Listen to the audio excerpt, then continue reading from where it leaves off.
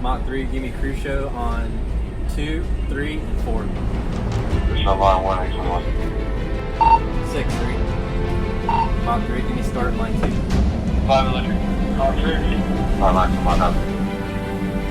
Mach 3, give me start line 1 and crew show on 7 and 9. Line 1, crew show 7 and 9, Mach 9. Yeah, do something. I hate weapons. Super Ops, line 3, Reservoir Avionics. Super Ops. Line 7 is code 3 for light in the gear handle. Fuck. This episode was shared from Ashley Grugin, the creator of The Diary of a Mixed Woman. She hosted a discussion on sexual assault, sexual harassment in the military, and was gracious enough to share the audio with me so I could present it to you guys in the podcast. I hope you enjoy. We are now recording. All right, welcome to The Diary of a Mixed Woman. I'm your host, Ashley Grugin. Today we have a panel of 3 gentlemen that are or were in the Air Force, and we're going to have a guided discussion on their perception of the culture and the training regarding sexual assault and harassment in the military. I am going to let them introduce themselves, but before we get started, I want to give a special shout out to the private Facebook group called We Are Vanessa Guillen, or Wave G for short. It is a safe space for female veterans to share their stories, to vent, to ask for help, and to uplift female voices. I would also like to give a shout out to milehire.com.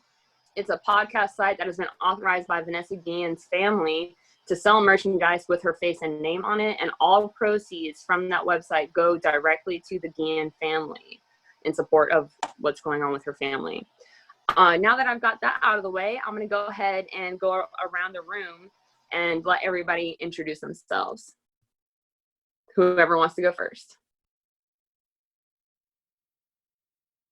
I'll jump in. All right.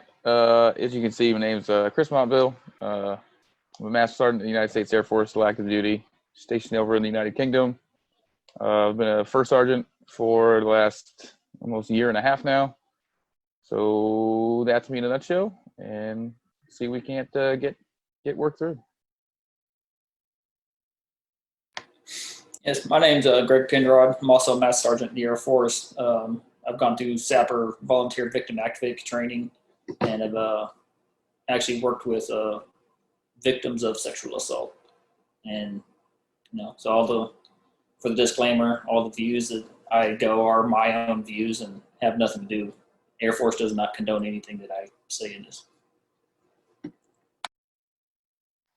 My name's Chris McGee. I served 20 years in the United States Air Force as an F-16 crew chief, culminating as my highest position was a lead production superintendent. I retired in 2018, then promptly started writing a blog about my time in the Air Force and some of my observations on leadership. So the blog is 20 Years Done. You can find it at 20yearsdone.com, and also the 20 Years Done Facebook page, where I've engaged in video discussions on aircraft maintenance management leadership.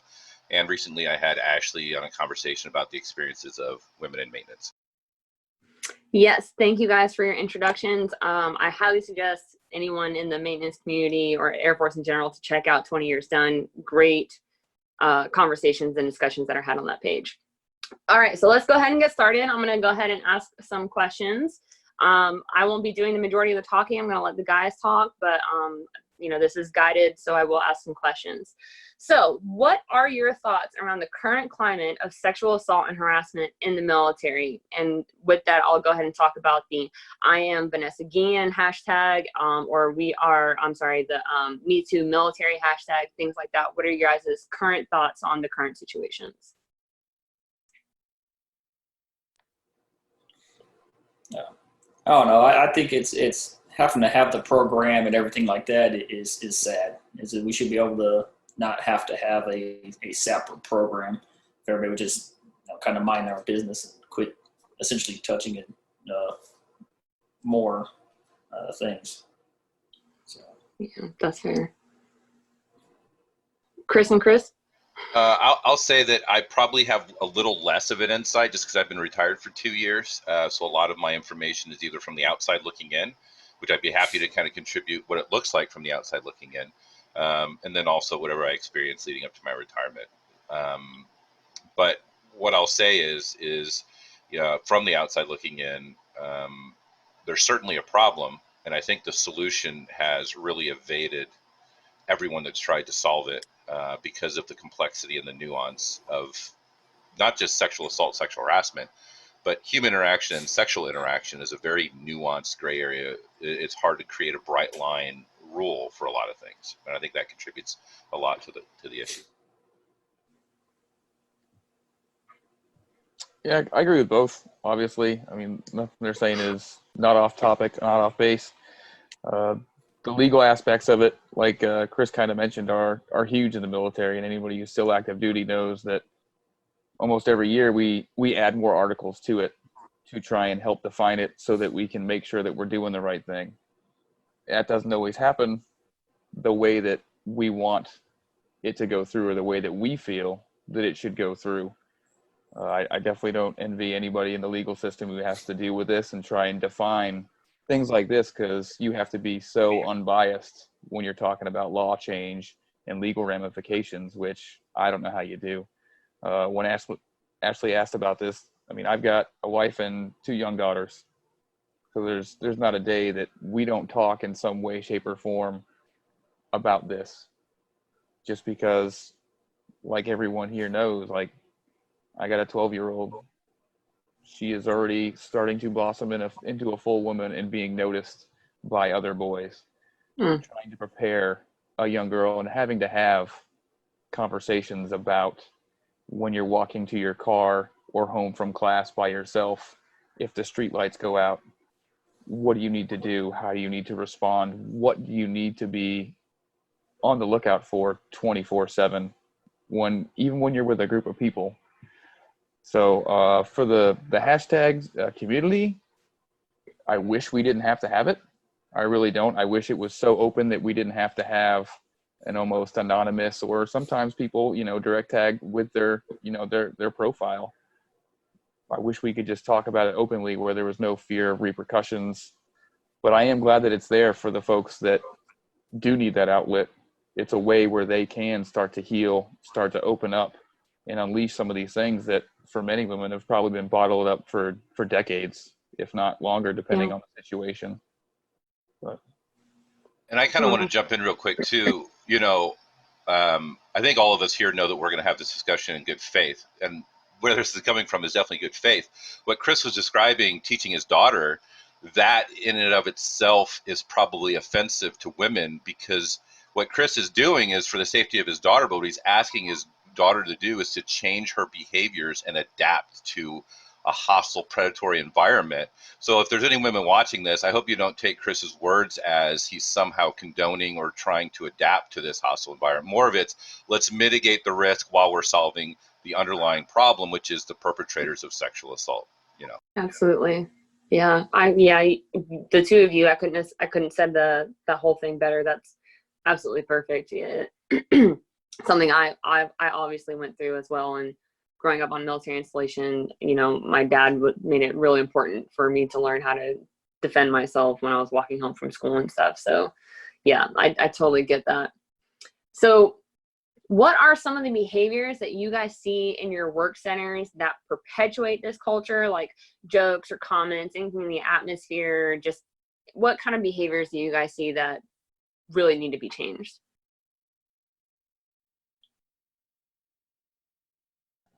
The biggest one, and most of us, we're all maintainers, and everybody has heard useless locker room, expediter truck crap just go down.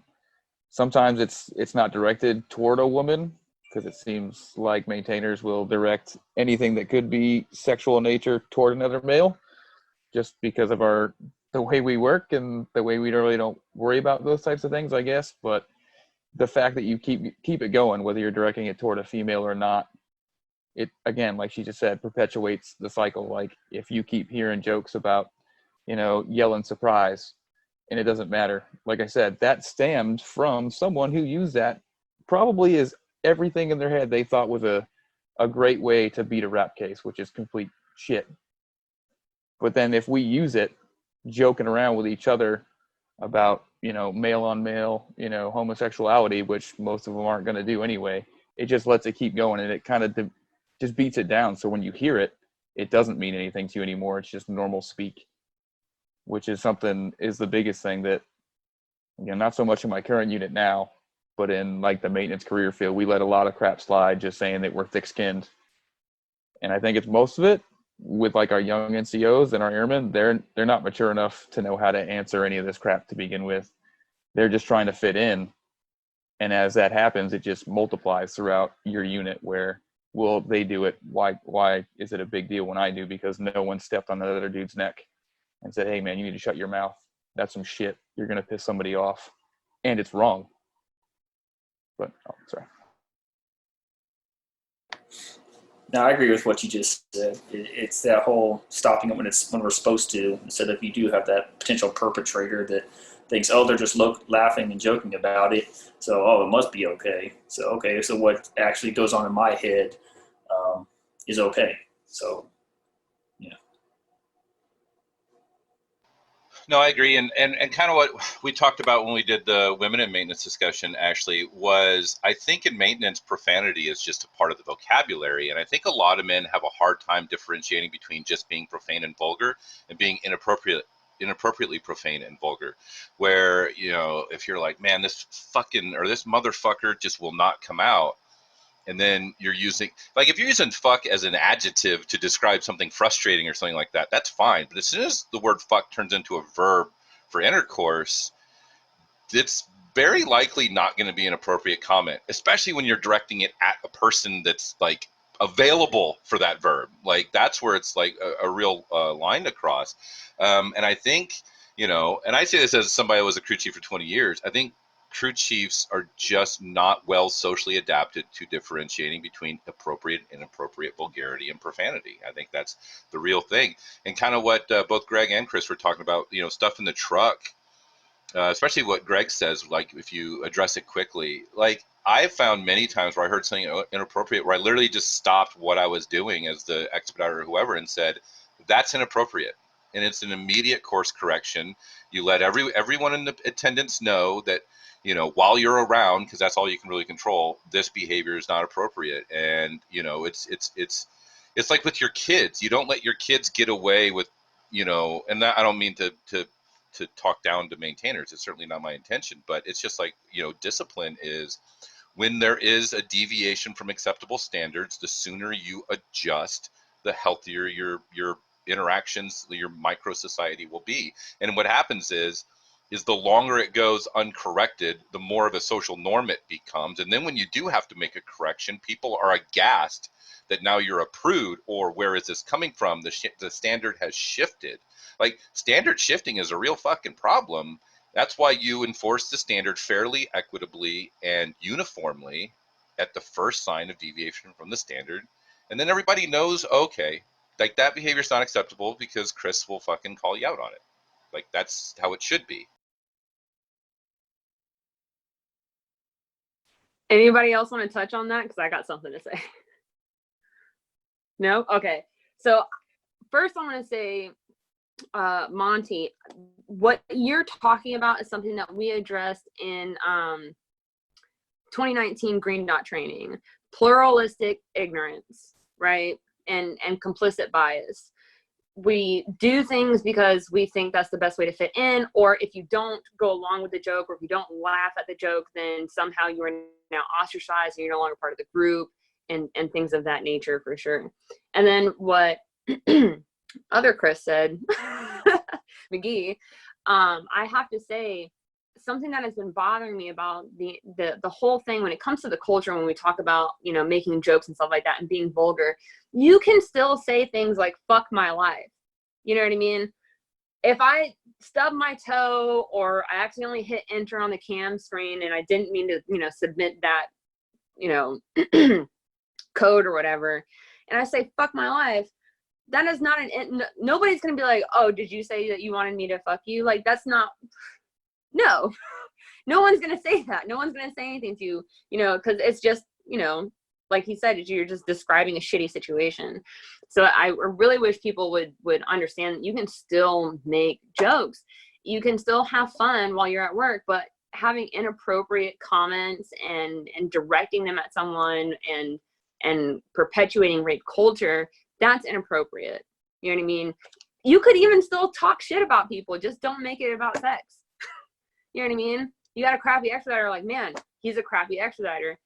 You can still say that, but just don't make it sexual. Don't make it about race or gender or anything like that. Like, if the dude's a crappy expediter, just say the dude's a crappy expediter.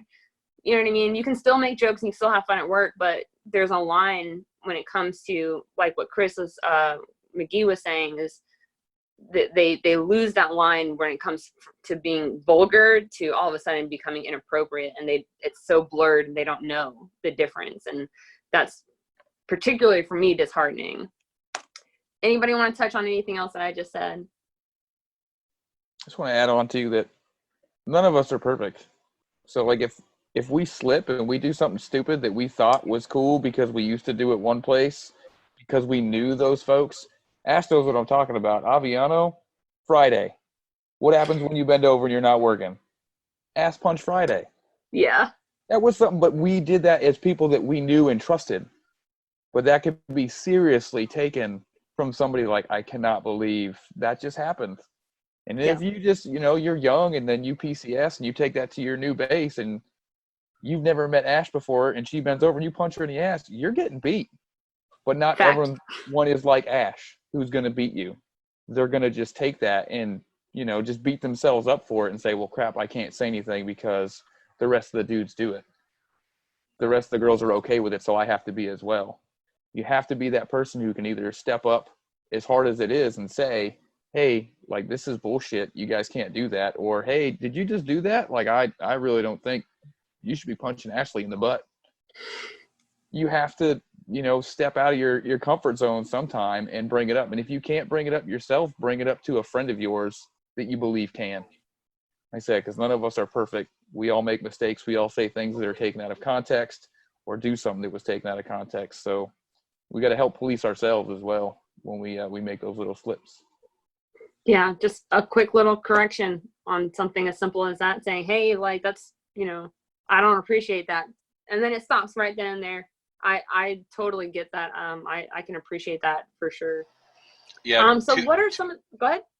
Two things too. Like Chris said, two really important things. First of all, like the scenario he gave was somebody spoke and said, hey, you shouldn't be doing that to Ashley, right? It's not necessarily Ashley's responsibility to establish the boundary, because as a new person to the team or whatever, she may not know social norms or understand the nuances of that interaction. That's where someone of higher rank needs to pull that person aside and go, hey, don't just do that. That's not appropriate.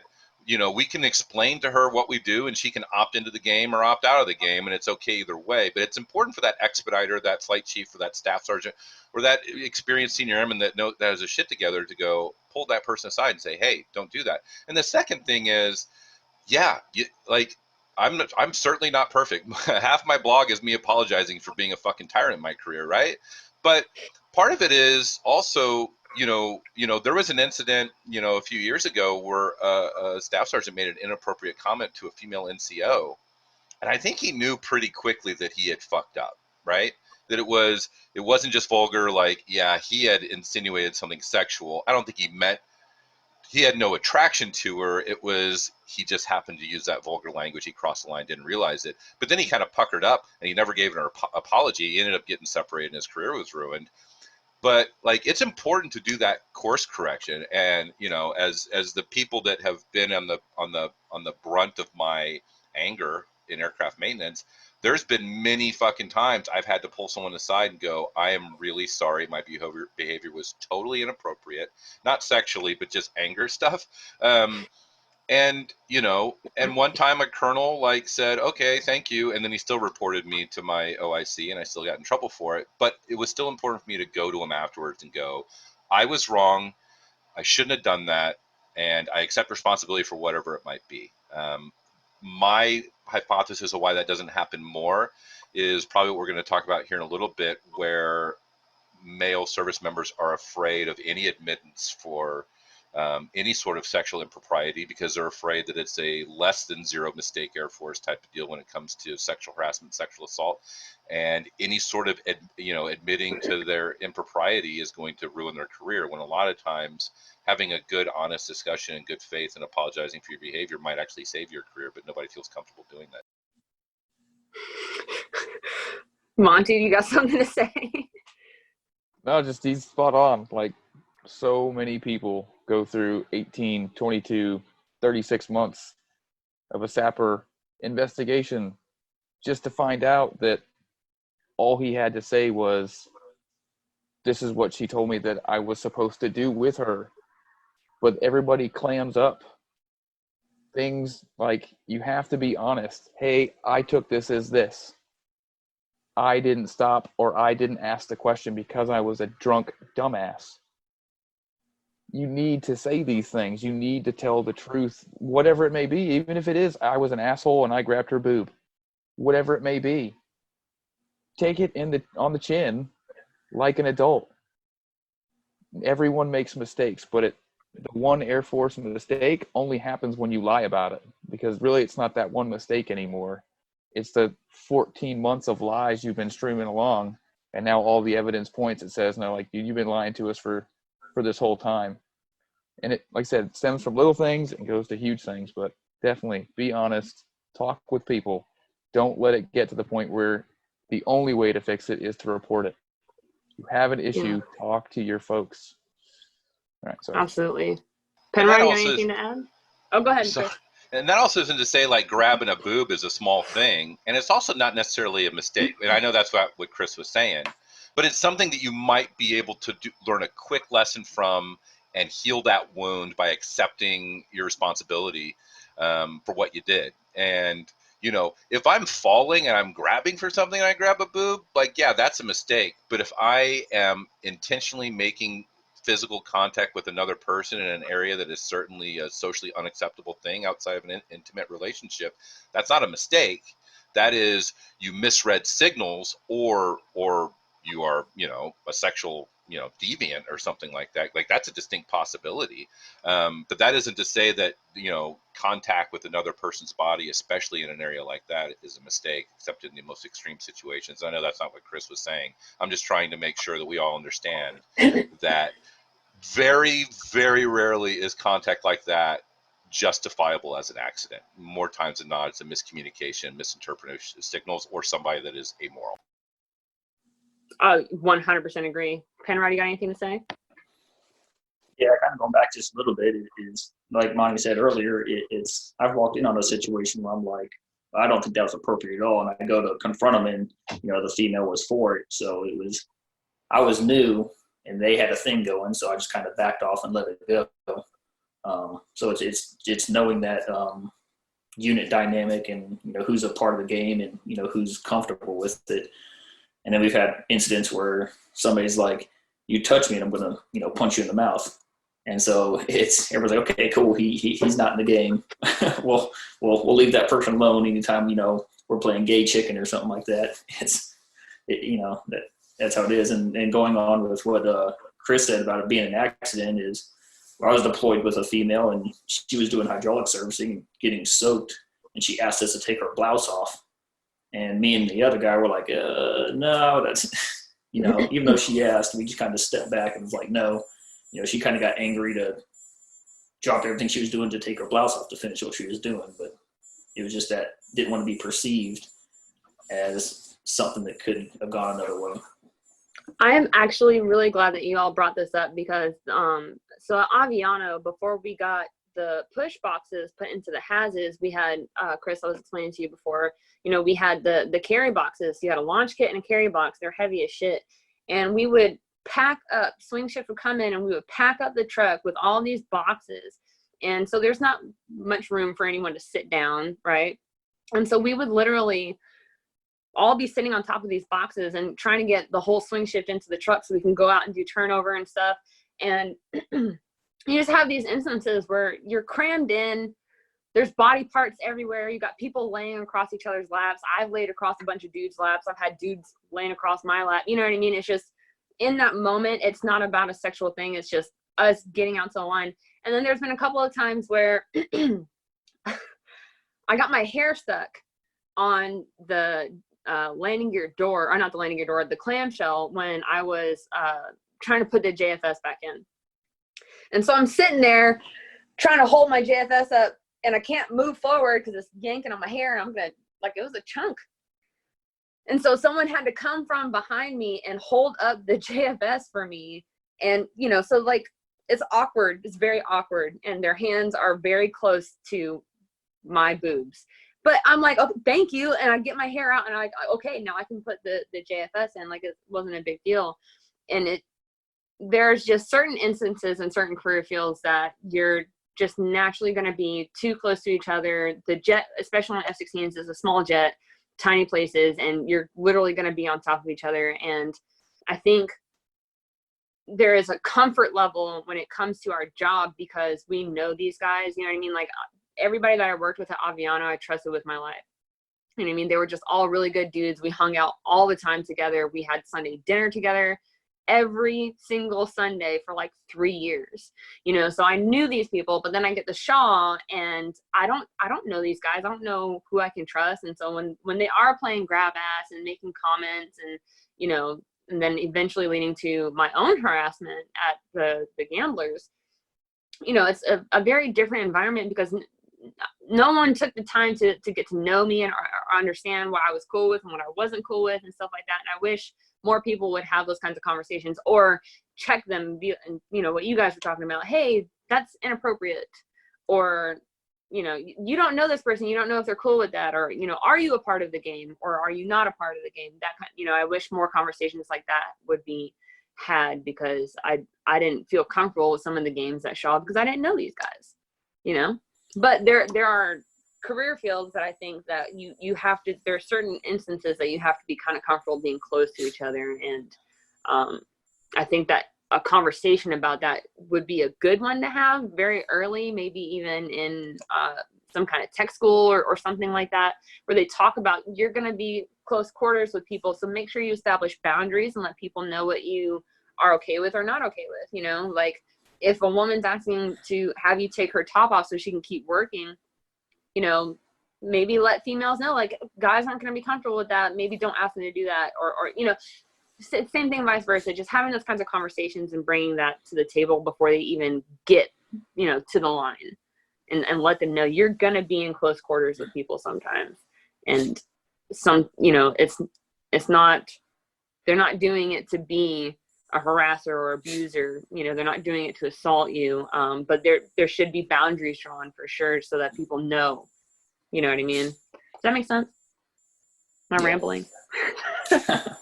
All right, so to kind of go off what you just said, so kind of the same thing. So at the Gamblers, we went like 3 years without a female crew chief. And then we got like 4. So it was awkward. It's like, oh no, how do you act? And we even had a sit down resiliency day where 2 of the females were like, it was awkward for 4 months because no one would talk to us. No one would do anything because it's like we didn't know how to interact with females, you know, at that, you know, because we, I guess, been so deprived, you know, without females in the flight. So they're like, it was awkward until you started filling each other out, not actually physically, but, you know, going through the motions, yeah, things like that. And then on your second point about teaching females is, you know, I just came from Shepherd, and we actually have female instructors that it's monthly or quarterly. They do a female crew chief brief. So all the female instructors will gather up the female airmen and say, hey, this is kind of what to expect in a male dominant environment. You know, not just, you know, things like you're saying, but, you know, what kind of hair clips you can use, how to fix your hair, how to do this. And also, hey, this is some of the stuff you're going to hear. You know, if you don't like it, you kind of need to raise your voice and say, hey, I'm not okay with that. You know, absolutely. And things like that you're saying. That is awesome. I had no idea they did that because they definitely didn't do that when I was in tech school. Yeah, it was a few years ago. One of our female instructors was like, hey, I think this would be something that, you know, would be helpful. And it's just the other female instructors. So I've never been to the brief. Obviously, I'm not female, so they do their own things. I don't know exactly what they talk about, but they give some general guidelines, and it's all questions and answers. Like, hey, how do you deal with this? How do you do this? So. That is so good to hear. I had no idea because that again, it was 10 years ago when I went through, and they didn't do anything like that. I had an idea of what to expect because my dad was a crew chief on God's jet. So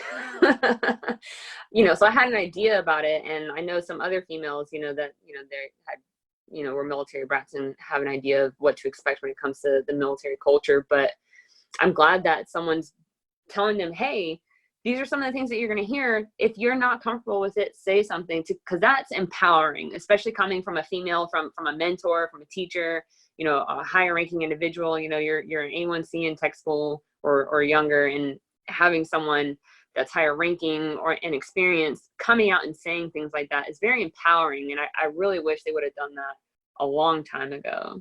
That's really cool. So I don't want to beat a dead horse, so I'm going to go ahead and move on to the next question. What are some things that you guys wish would change about the culture in the military, and especially on the flight line? Well, I mean, I think we kind of just discussed it in the last one. Is it's getting people to not make those overly sexual jokes or using those terms how we use them on the truck or anything like that, to kind of perpetuate the environment to say, hey, we're going to joke about it, which is making it a norm, which is making it okay, when actually it's not. So in my opinion, I think that's the biggest one, is just those little things, stopping them early. Anybody else? All right. It all goes off of what Greg said. Like, if we can eliminate that culture, I don't think we will continue to have the culture where people are scared to say stuff. Where I don't want to say this because the dudes in the truck aren't going to be cool with me anymore because I don't let them say X, Y, and Z. Again, like, it puts women in an awkward place where they either have to fall in or be what a lot of dudes are going to say, that whiny girl. Probably not going to use the term girl though. Where they're gonna throw that out, which just pushes them farther and farther down, as to where they don't think they can be taken seriously, where they can't speak out. So, like I said, just like Greg was saying and Chris was saying earlier, if we eliminate that culture now, so that people are more able and more willing to speak up without those fear of repercussions, or even just being looked at differently from somebody else, would be the biggest thing. I don't think the four of us could ever change that overnight, obviously, but it's obviously a goal that I want. So my daughter's already talking about going to the Air Force, and she don't want to be a maintainer like Daddy. She wants to go Smart be girl. Forces. Yeah, she wants to go be a cop. Oh. So, yeah, that world right there it might as well be the same thing in my eyes, as far as how things are, done, and how the numbers kind of correlate to their issues, just like maintenance.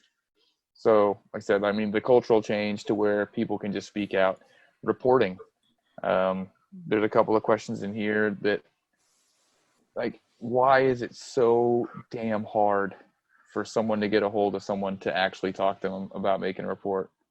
I understand the need for restricted and unrestricted, but sometimes even the restricted is such a hard mental place to put someone in, that they fear that it's not going to be taken right. They fear that it's not going to be listened to. They fear that somebody will find out.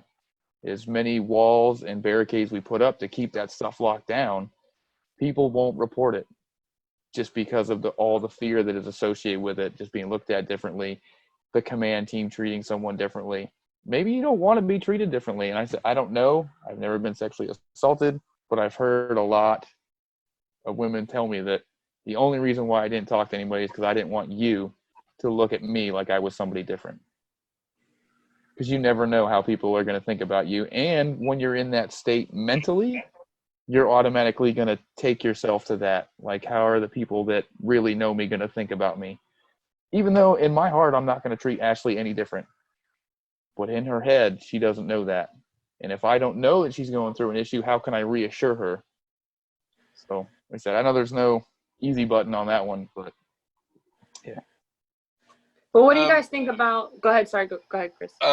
You know, and part of what we're kind of talking about here too is that reporting, especially unrestricted reporting, it's a very awkward dynamic because what you're doing is you're taking something very personal and very private, and it's a trauma, and you're now introducing it into your professional persona. When in the civilian sector, that doesn't fucking happen. If someone experiences sexual assault in the civilian sector, unless they fucking work for the DA, their boss will never know or doesn't need to know. There's no, you know, moving of job locations. You go to a completely independent agency, you report it, an investigation is done, and even if that person worked with you, you don't have to tell your boss at all. So, like, women, and even men, anybody that's basically experiences sexual harassment, sexual assault, when your path of justice is contained wholly within your professional identity and your chain of command, there's preconceived notions and biases. What if the woman wasn't a good worker? What if she was always on profiles for whatever reason? What if she was even malingering, right?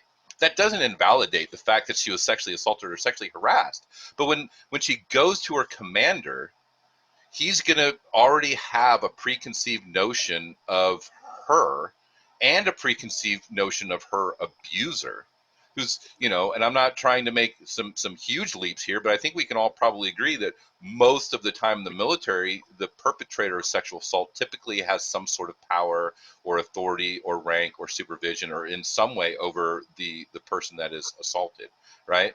So there's a power dynamic going in. You now introduce a very private trauma into your professional relationship or your professional interactions, and you're having to trust that your commander is going to be impartial to properly adjudicate it.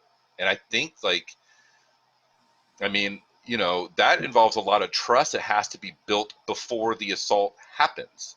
If you have a shitty commander, you have literally, before anything has happened, you have shut down all realistic avenues, and it's good that there's victims advocates, and you can do I think there's the special sexual assault JAG prosecutors and stuff like that. That's good, but there's still going to be a command interaction. If your commander thinks poorly of you, completely independent of the judicial piece, they can actions. They can move you to another section to keep you safe, but now you're in support, so now you're maybe not advancing in your job proficiency or something else, and it's the intent is to make you safer, but again, it's causing you harm, and those actions will probably deter people from reporting. So that environment and that culture is cooked into the way the military addresses these things, and I think it really harms the culture. Yeah, I couldn't agree more. I have always felt some type of way about the military judicial system when it comes to a lot of things in general, and something that Chris and I have talked about quite a few times. There's coercion involved in almost every aspect of judicial and non-judicial punishment in the military, and it's really messed up in it. And then when it comes to sexual assault and harassment and domestic violence and things of that nature, it makes it worse, I personally think. But I kind of want to touch back on some of the things that we wish we could change so when we were talking earlier about how in tech school they are talking to women, what conversations are you seeing or not seeing or wishing you would see when it comes to men and it comes to sexual assault? Because, you know, it's not just about the training, and just talking to women specifically. Hey, these are some things that you might hear or experience while you're on the line. What do you guys think about those kinds of conversations when it comes to men? Do they happen? Do they happen enough? Yeah, so that was one of the things I was going to bring up earlier. Is we talk about letting people having to speak up to say, hey, I don't approve of that. It shouldn't have to come to that. It should be, hey, you shouldn't be saying that in the first place, to where somebody is offended about that. But I think you're correct. I don't know, like at the very beginning, you know, we're always, you know, defending the women and telling them, hey, this is how you protect yourself, but not, hey, son, you shouldn't be touching or slapping or doing whatever to a woman in the first place. I think a lot of the training is, hey, kind of keep your hands to yourself. If you keep your hand to yourself, you know, kind of like you walk into a china shop, put your hands in your pocket so you don't touch anything. It's one of those. yeah, unfortunately, I think that's the training is we're not, I guess, specifically doing counseling like I said we are with the females, with males saying, hey, here's what you don't do. I think we think of it too much as a like you should already know type thing, instead of just a reaffirmation of this is what you shouldn't do, or hey, have a discussion. Why do you think that that's appropriate type thing? Yeah. Anybody No, else? that's a good point. I think it's a really good point. I think men in tech school should be pulled aside just like the women in tech school are, and say, hey, like, you're going to go into an environment that is much looser standards than what you experience in basic training in tech school. And there's going to be some unprofessionalism that might be necessary for camaraderie, like the joking around, the playing, like that's how you bond, right? Like when it's healthy and everybody's engaging in good fun and it's not malicious or over the line. But have also that conversation with men of, hey, you're going to be vulgar, but you need also not be inappropriate, and you need to like check with people to make sure you start doing things, and there's boundaries here, and there's things that are acceptable. Very often during Green Dot training, Sapper training, all the other trainings, and I'm definitely guilty of this. I go in with the understanding that I'm not a rapist, which means this training doesn't apply to me, and then I tune out the whole time because it's like, this is from some other rapist in this crowd. I'm checking my box for the year, and I'm not, and this doesn't apply to me.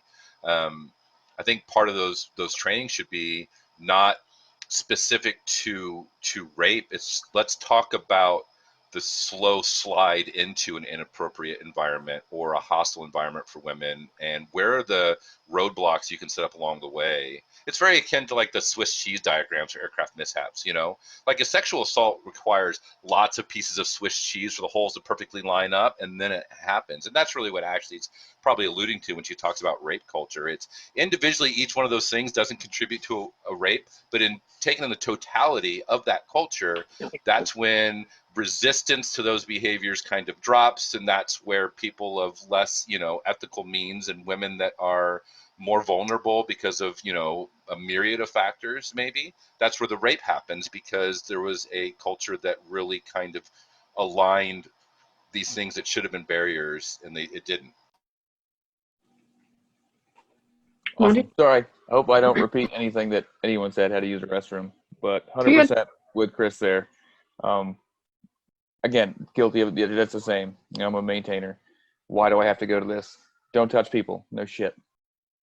I know that. But I think as leaders, like I said, especially the two right now that are still active duty, and then all the interactions that Chris still has and all the interactions that Ashley has, taking those things seriously, even when you don't think they're pinpointed toward you, really shows your airmen that even if they're not the bad guy or the bad girl, that, hey, if I have an issue with some of this, that dude took it seriously the other day, I can probably go talk to them, so that maybe we can affect culture change a little bit sooner.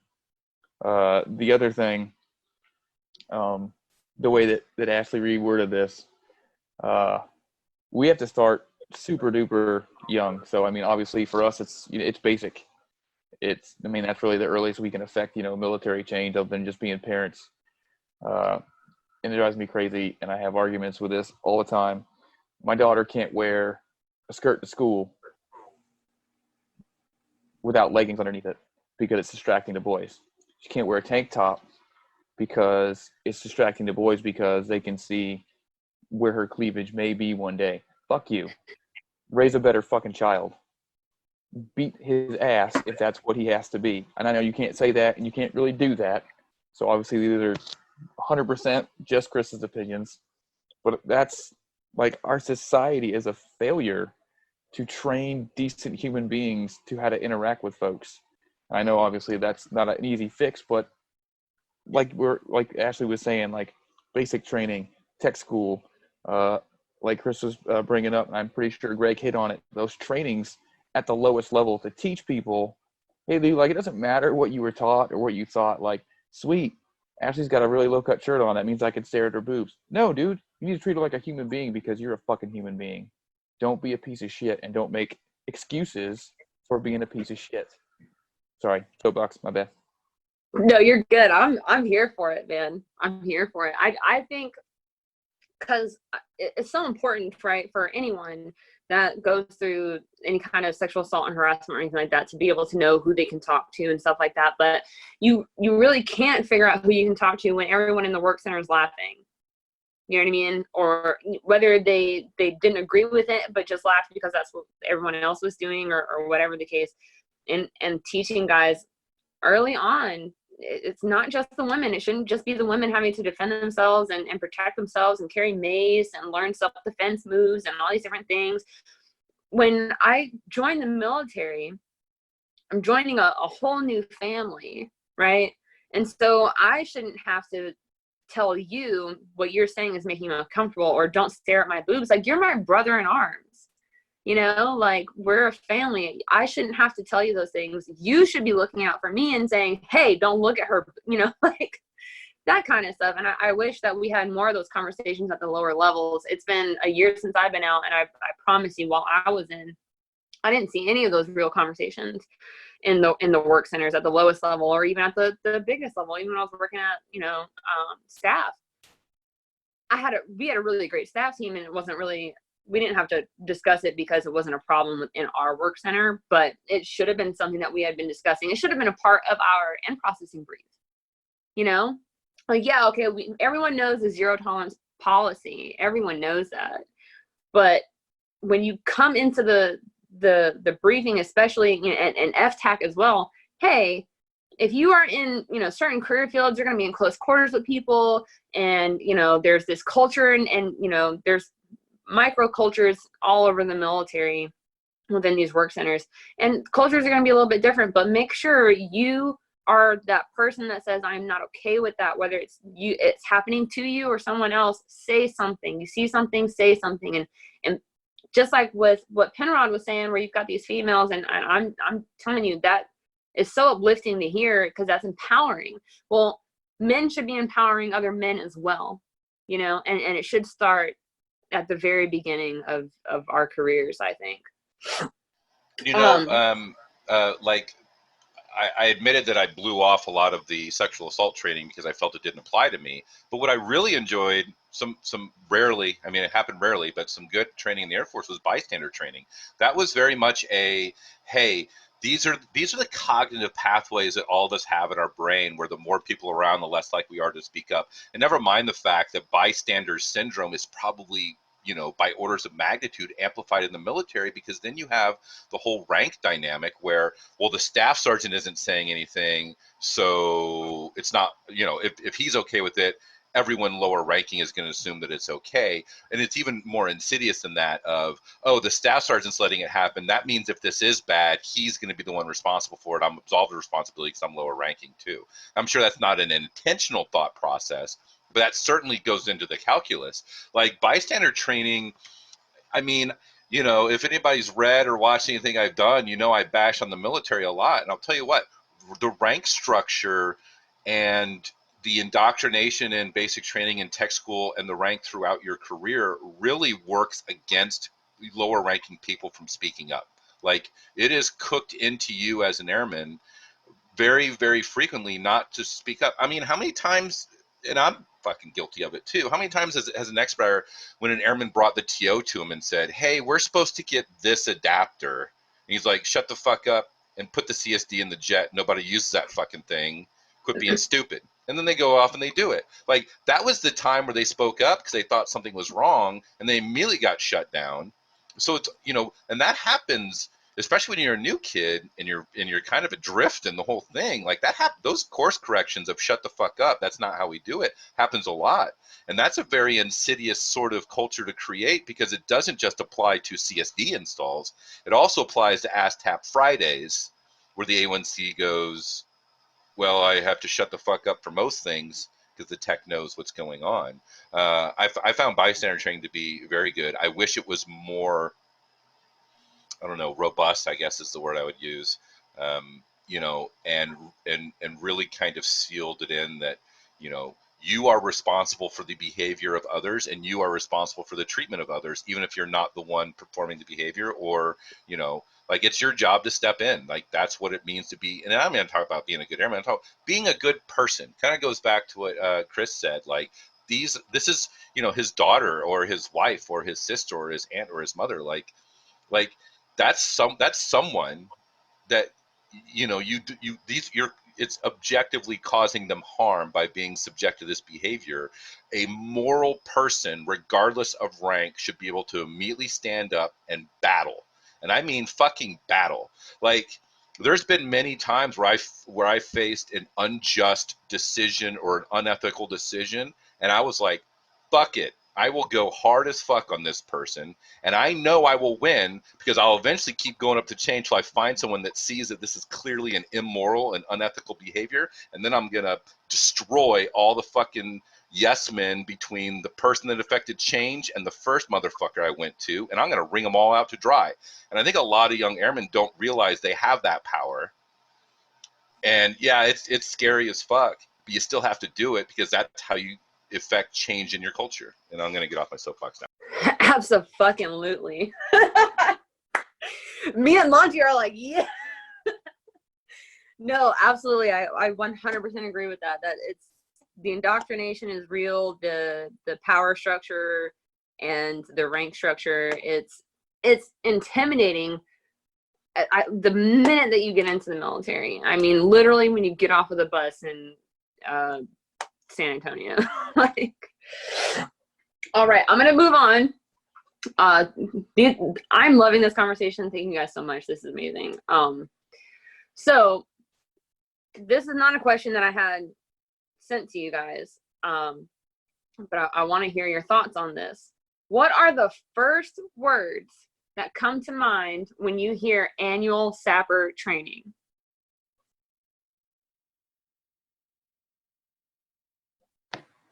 I mean, I think the other two just said it in the last question is, oh, geez, here we go again. I'm not a rapist, so why do I have to go to this? I think of it the same way as drinking and driving. I've been told, hey, don't drink and drive since basic. And like, I don't drink, it doesn't affect me, you know? So it's, unfortunately, it's one of those things where it's, oh, here we go. Let me go check off another box or something like that, you know, and move on, go to the next training type thing. 100%. And I know that's wrong. I know it's wrong to think that way. And Ash knows me. Like, I'm not like a blue Kool-Aid drinker most of the time. Obviously, I'm being a shirt, and I do love the Air Force, but I think we do get a bum rap, Air Force as a whole, on how are we supposed to train this many people on something that the world sees as an issue this large that does need to be addressed. So I do think they're coming in way behind the power curve and dealt a shit deck, where you have to make sure that everyone understands it, or at least gets the message delivered, because you can't make everyone understand, because we're not allowed to beat people anymore. So like I said, I don't like to rag on them too much for this topic, because I do know that it's hard. It is so hard to beat this into people's heads where they don't say, yep, sweet, don't drink and drive, copy that. And it turns into one of those other, just like, you hear the words and you automatically dismiss it. I wish we could do more in smaller groups, so that way you can get one-on-one with folks. You can get to people talking about, hey, like, how do you think this affects? And sometimes the wrong way to do it, but point somebody out, like, how do you think that just made her feel? And it sucks to put those people on the spot, but those are the ones obviously in small groups where you can tell they've already clicked off, and they need that crack upside the head, kick in the ass, whatever you want to call it, to turn that light switch on. Manning, time constraints, mission, all this other stuff always fights into it, and it always makes the hardest thing to do. But yeah, I mean, that's my initial take.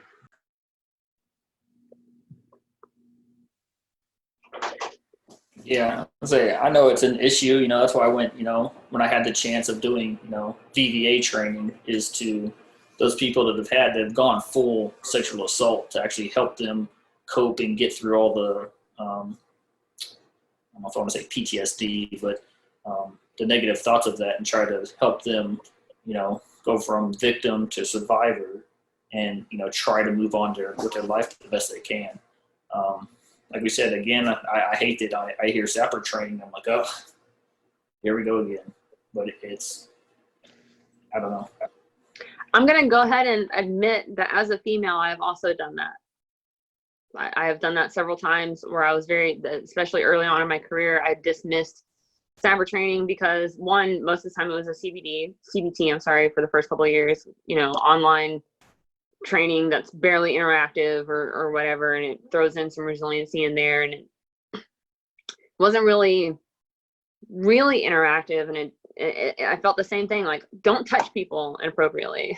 Like, I was that person as well. I think that taking the route of green dot training, where it is more interactive, even though it's still in larger groups, I think that the interactive piece with the bystander training, I thought that was a lot more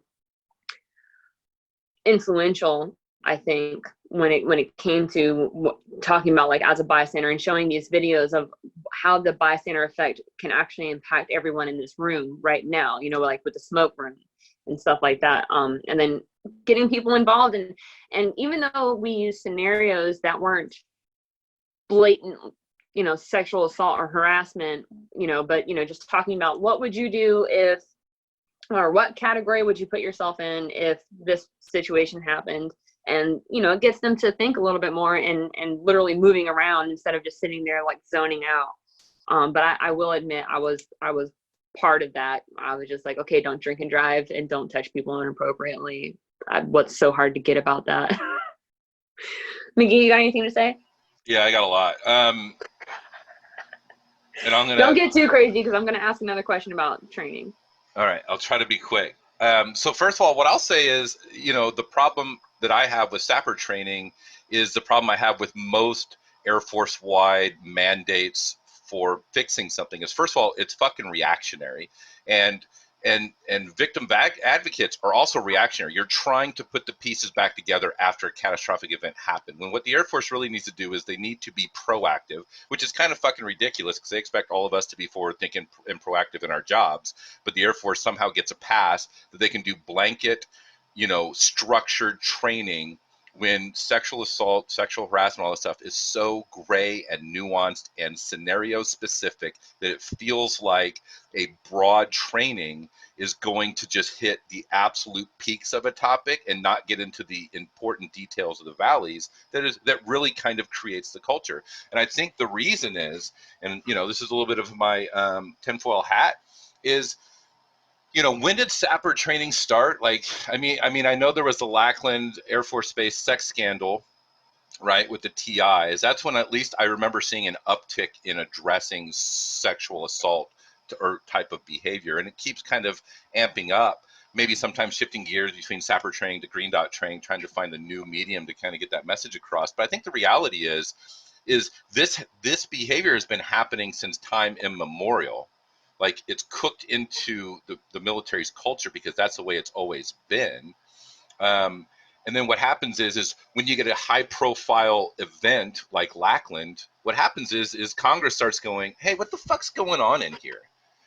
And then in typical Air Force fashion, anytime a Congress goes, hey, what the fuck's going on in here? The next thought is not to sit down and take stock of how you got here to a point where it got congressional attention. It's, we need to stamp out this perception. Like, we need to eliminate this bad image for the military. So let's start developing these programs. So that way we can present it and go, here's what we're doing. Here's what we're seeing in reductions. And you're not addressing the cultural problem of how you got there. You're trying to, and I definitely have a negative take on most things the military does. So I understand that that's the place I'm coming from. But I get the impression that the sapper and the green dot is so uniform and so reactionary that it's not. I mean, I feel like the intent of the green dot is to do a culture change, but the way it's delivered for me was just really unpalatable for having a nuanced conversation. I can't remember if it was Chris or Greg, but it was, let's do small groups of people you know and people you trust, and let's talk about the culture in our unit. That's That's what you can fix right here, right now. Let's get all the people together. Who's the person that always makes inappropriate jokes? Let's air this shit out, and we'll pull that person aside and go, hey, fucking knock it off. And when you go to your next base, don't fucking do it there either. Like, period. Like, that's what really needs to happen. Take ownership of your unit, because the nuance and the details of your unit is going to be specific to the group interpersonal relationships of the people there. And a broad CBT or a SAPR thing, to me, is a box check for generals to go to Congress and say, we got a handle on it. Because the reality is, many people in Congress want to pull the entire military criminal justice system out of the DOD and do a separate sort of criminal justice system. And I think there are status quo people that have grown up in this culture and think that everything's perfectly fine. And this is either higher numbers being reported, or it's not a big deal, or it's a few things they can kind of react to and stamp out. And I think they're really petrified of losing the control of their criminal justice system. Because I think if you looked at sexual assault in the military that was prosecuted by the Department of Justice, I think you would see a radically different culture, personally. Yeah, that. All of that. Okay, so since I know what your guys' thoughts are on sexual assault and harassment training, so obviously we don't think that it's very effective, and we think that we should do, smaller groups, lower level type of things, because that like Chris just said, and what Monty said, talking about it at the lowest level and having those conversations in the work centers, because you have to address a very specific culture. It's different. You have a microculture for every career field, and then you have a microculture for every career field at every base. It's different everywhere you go. So I think addressing the cultural issues within the work centers would be an ideal situation to be a little bit more effective and to stop the culture. Would you guys agree on that? I agree, but I don't know logistically how that would be done, because what happens on those days is these are the SAPR talking points. You're going to break out into small groups. You stick to the strip. It's not organic. Like, we're having an organic conversation here. Like, we kind of know what the topic we're going to talk about, but both Greg and Chris have no fucking idea the next things I'm going to say, which is fair, because I don't know what the fuck the next things I'm going to say are too, right? But we're having a productive conversation because it's not scripted. It's not coming from an organization of 500,000 people that's saying this is what you're going to talk about. Moreover, we all have life experience that contributes to this discussion. It's exceptionally difficult to lay the responsibility at a unit level to create small group discussions where somebody has great insights into cultural problems, where people will feel safe talking about it. Like, that would require every unit to have someone that is adept at managing a discussion and you're talking about psychological, sexual relationship. Like, that doesn't happen. And I don't know, like, I'm literally without an answer here. I think it should be a small group discussion, but I don't know logistically how that would ever be able to happen. Oh yeah, that's so true. They're trying. They're pumping out less, I don't want to say less resiliency trainers, less green dot trainers, because that's not the actual what they're doing. They're adding to it. Now we want facilitator training because of that specific thing. If you don't have somebody who's like Ash right now who can guide us all around, it's just three idiots yapping about our feelings. You need somebody able to facilitate it, how to calm people down, keep people on track. And I think, and again, it is reactionary because of all the times that we say, hey, this stupid ass training, this dumb shit CBT isn't effective. It does not work for anyone, let alone a specific person. Maybe one. I don't want to bash the system too bad. It might hit one person, the CBT. But, so that's what we're trying to get at. I can't say we because I didn't write any of this shit. But that's what they are trying to get more facilitator trained people, so that way they can understand how to pull these small groups together, even if it is just at the smoke pit. If you're changing something one smoke pit at a time, badass, because that dude's going to PCA, PCS, it's going to go somewhere, it's going to spread, and he's going to realize, or that person's going to realize that, hey, I saw this over here. That is nothing like what we had, because it was wrong, and that's why we didn't have it. But yeah, just like Chris said, like there's no easy button for it, unfortunately. There's no quick fix, and that's what big military, big government wants. And another thing that, and again, the reason why generals pull this crap and they want this, and is because they know that if they don't keep handling it, it is going to go outside. Do we trust the people from there who are having the exact same issues we are, would have millions of dollars to hide the shit and control of it? I don't. But. Penrod? No? I mean, everything they said is absolutely on point. I mean, I don't know how Yeah. much more I can foot stomp or say that, but I mean, it being reactive is, I don't know how much this stuff can necessarily be proactive, I guess, is, yeah, Sapper was reactive, 100 years ago or whenever it started, but it's, we don't know when the next big issue is going to be to where we can tackle it ahead of time, if that makes sense. Yeah, it does. Well, that was all great things. Thank you guys. So we know why it's ineffective. And honestly, Monty, I didn't know that was something that people were working on. That's really good to hear, that they're working on like facilitators to have these kinds of conversations in the work center. I had no idea. And just like with what's going on in tech schools, I didn't know that people were doing that. So that makes me really happy. And now I am actually going back to volunteer to start teaching resiliency and Green Dot again on base at Shaw. And I've been talking to the VPI about that kind of stuff, about what's going on in the work centers that need to be addressed. And so I'm going to see if that's something that some of the work centers at Shaw are trying to do, is get more facilitators going. So that's really good to hear. So I don't have to ask that question.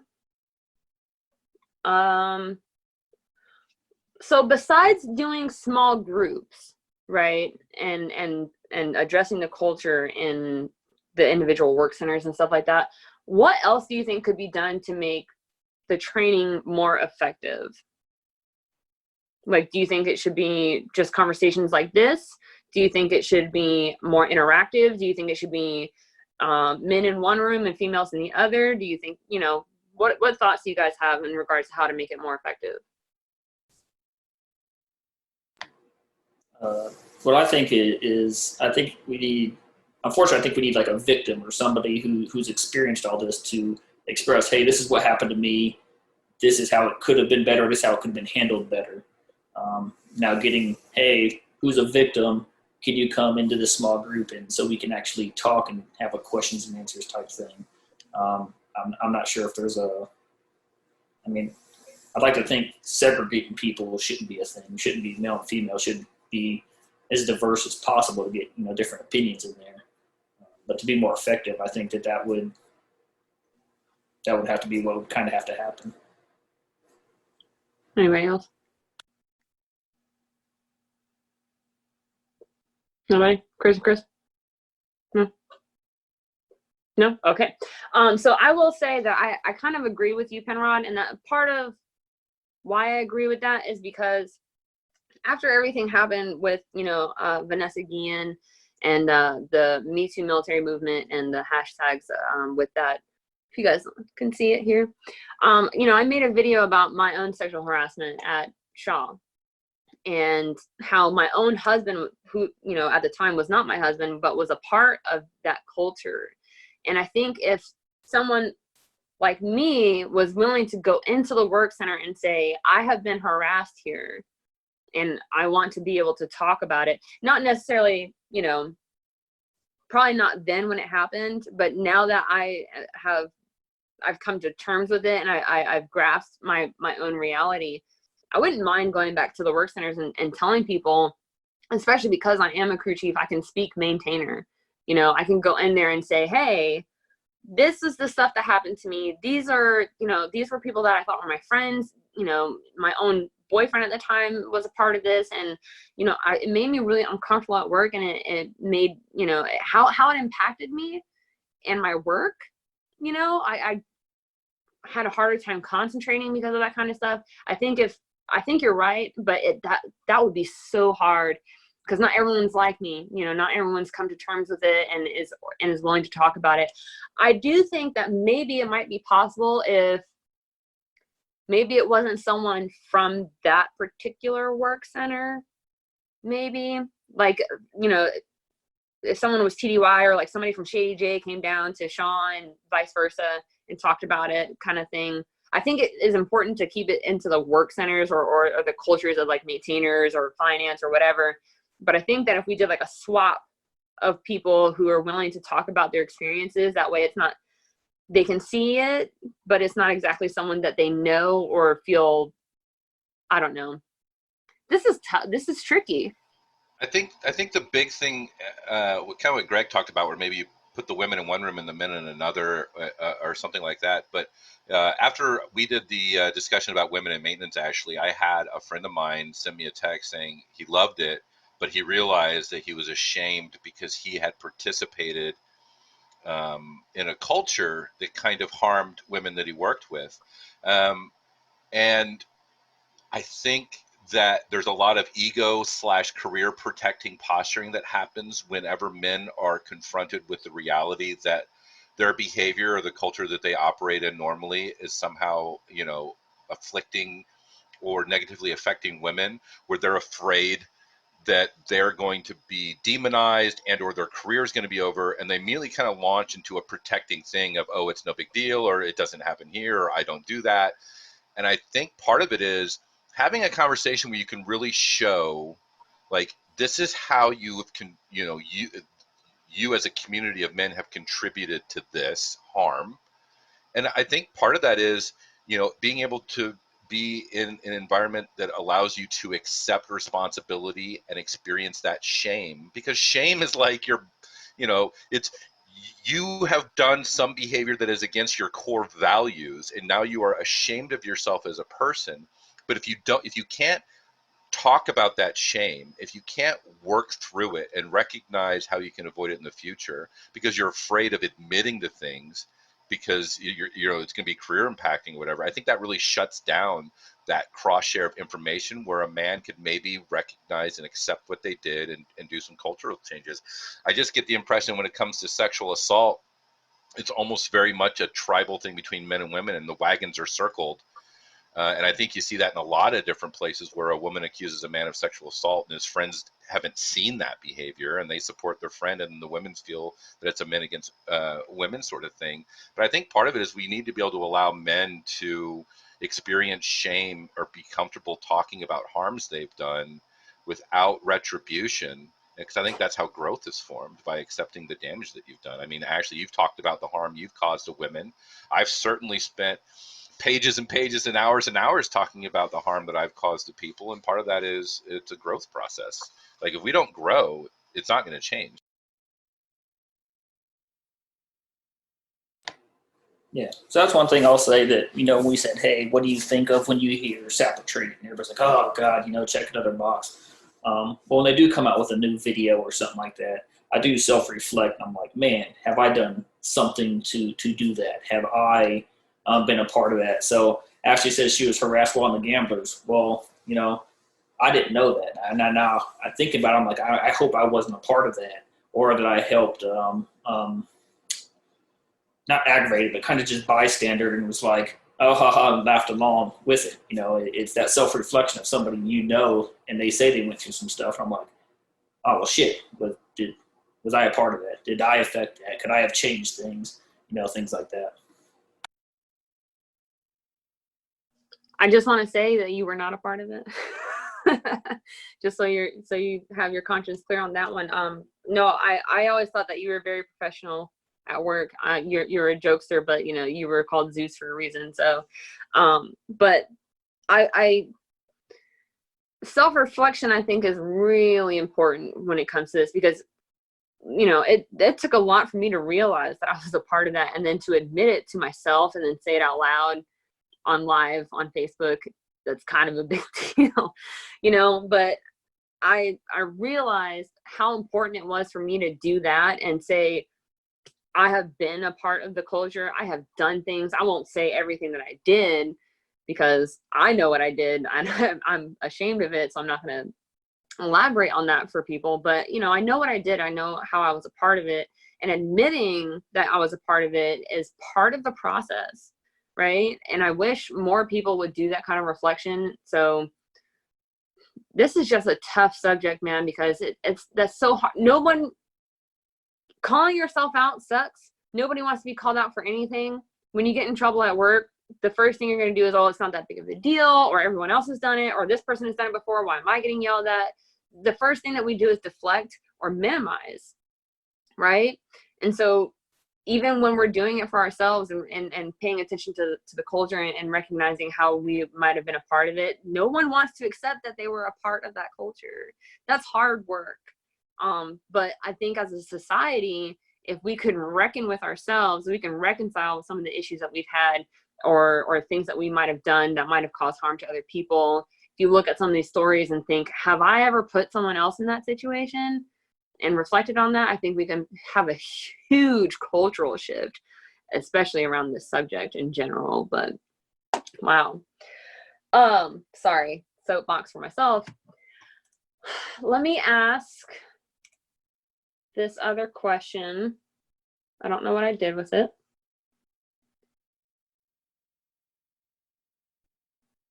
Where did it go? So basically, let's talk about power dynamics and entrapment, like trapping people in inappropriate relationships. I've heard of certain instances, definitely on the We Are Vanessa Guillen group, the stories that people are sharing are very, very hard to read and they're very disheartening. But what are your guys' thoughts on the power dynamic and entrapment, and whether it's male and female or officers and senior NCOs or enlisted only? You know, what are your guys' thoughts on that? What do you think we could do to combat some of that stuff? Or if you have any experiences with it? A couple. To combat it again, and I know I don't want to like just sound like a broken record, like, because the cultural change is one of the biggest things that will help with that. Where, again, like, we're talking about somebody who is in fear for not just being abused, being put down, or being treated somewhere, like career ending stuff, like, you know, things like that. Like, I won't get promoted. Like, how do I provide for my family? Because not everybody who gets sexually assaulted or cornered sexually or harassed is single. Right.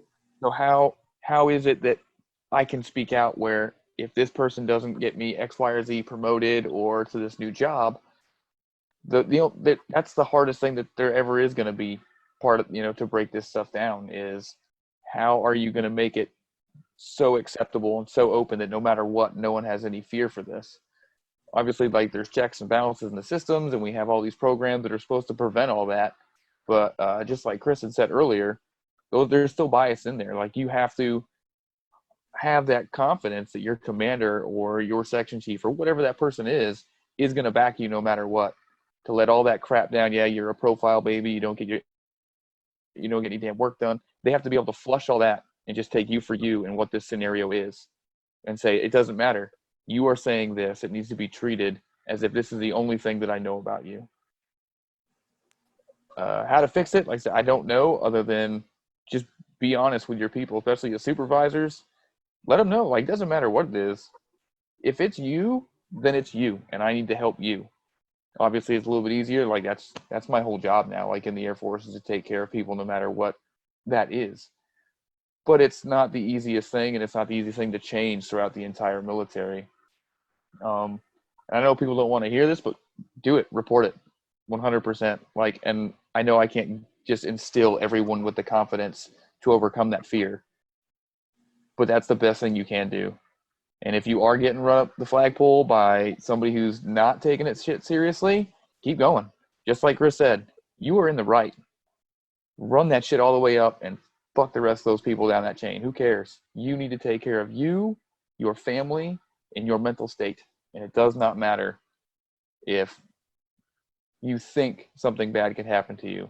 Because thinking something bad can happen to you while something bad is happening is way worse than just letting it going on. Yeah, wow.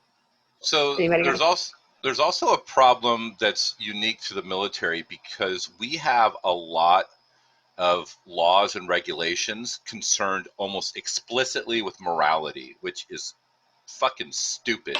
Like, if you have a married couple and they have an open relationship, but they're both in the military and they're made right with God or whatever it is they want to do, and they both engage in extramarital affairs as part of their healthy marital relationship, that should not enter the professional arena as far as a UCMJ violation. That is manifestly stupid. And I've met a lot of people that defend it. It's like, oh, it's about good order and discipline. You can't just have people run around fucking each other. Okay, so what's the difference between a married couple that are in an open relationship having sex with people outside their marriage and an unmarried boyfriend and girlfriend setup? Because there's literally no fucking difference between those two scenarios, except there's now a moral element, whereas it's judgment passed on a married couple that made oaths to God or whatever it is they did. But somehow the military feels it's appropriate to interject and say that adultery is bad and you can lose your career over it, which is manifestly stupid. Fraternization between officers enlisted. You know, I never dated an officer, but I think it's absolutely ridiculous that the military says that this class of human beings cannot engage in a romantic relationship with this class of human beings. And I'm not even talking about chain of command stuff, because obviously that is inappropriate, but that's an unprofessional relationship. I'm talking about if you meet an officer from the med group and you're a staff sergeant on the flight line, there is never a time where those two career paths will fucking cross unless you're looking for a profile. And I would like to think you're not going to your girlfriend for a profile, right? Because that's unethical. That's not even complicated.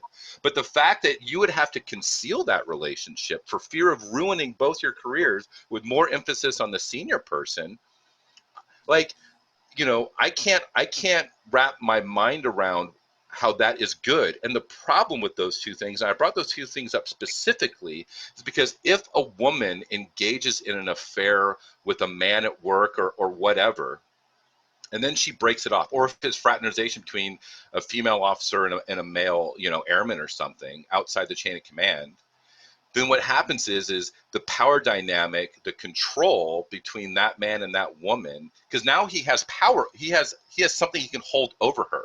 I will report you to your commander for adultery. I have the text, I have your nude pictures, or if it's a female officer, I can ruin your career, because it's, you know, that's manifestly quote unquote inappropriate behavior. And now what that does is it makes that woman wholly vulnerable to unwanted sexual advances, because that man now has this huge, it's extortion, right? That's what we're talking about. We're extorting. And I would imagine somebody that sexually harasses probably doesn't have a moral objection to extorting for sexual harassment either. That seems like that's fucking squarely in their piece of shit lane, right?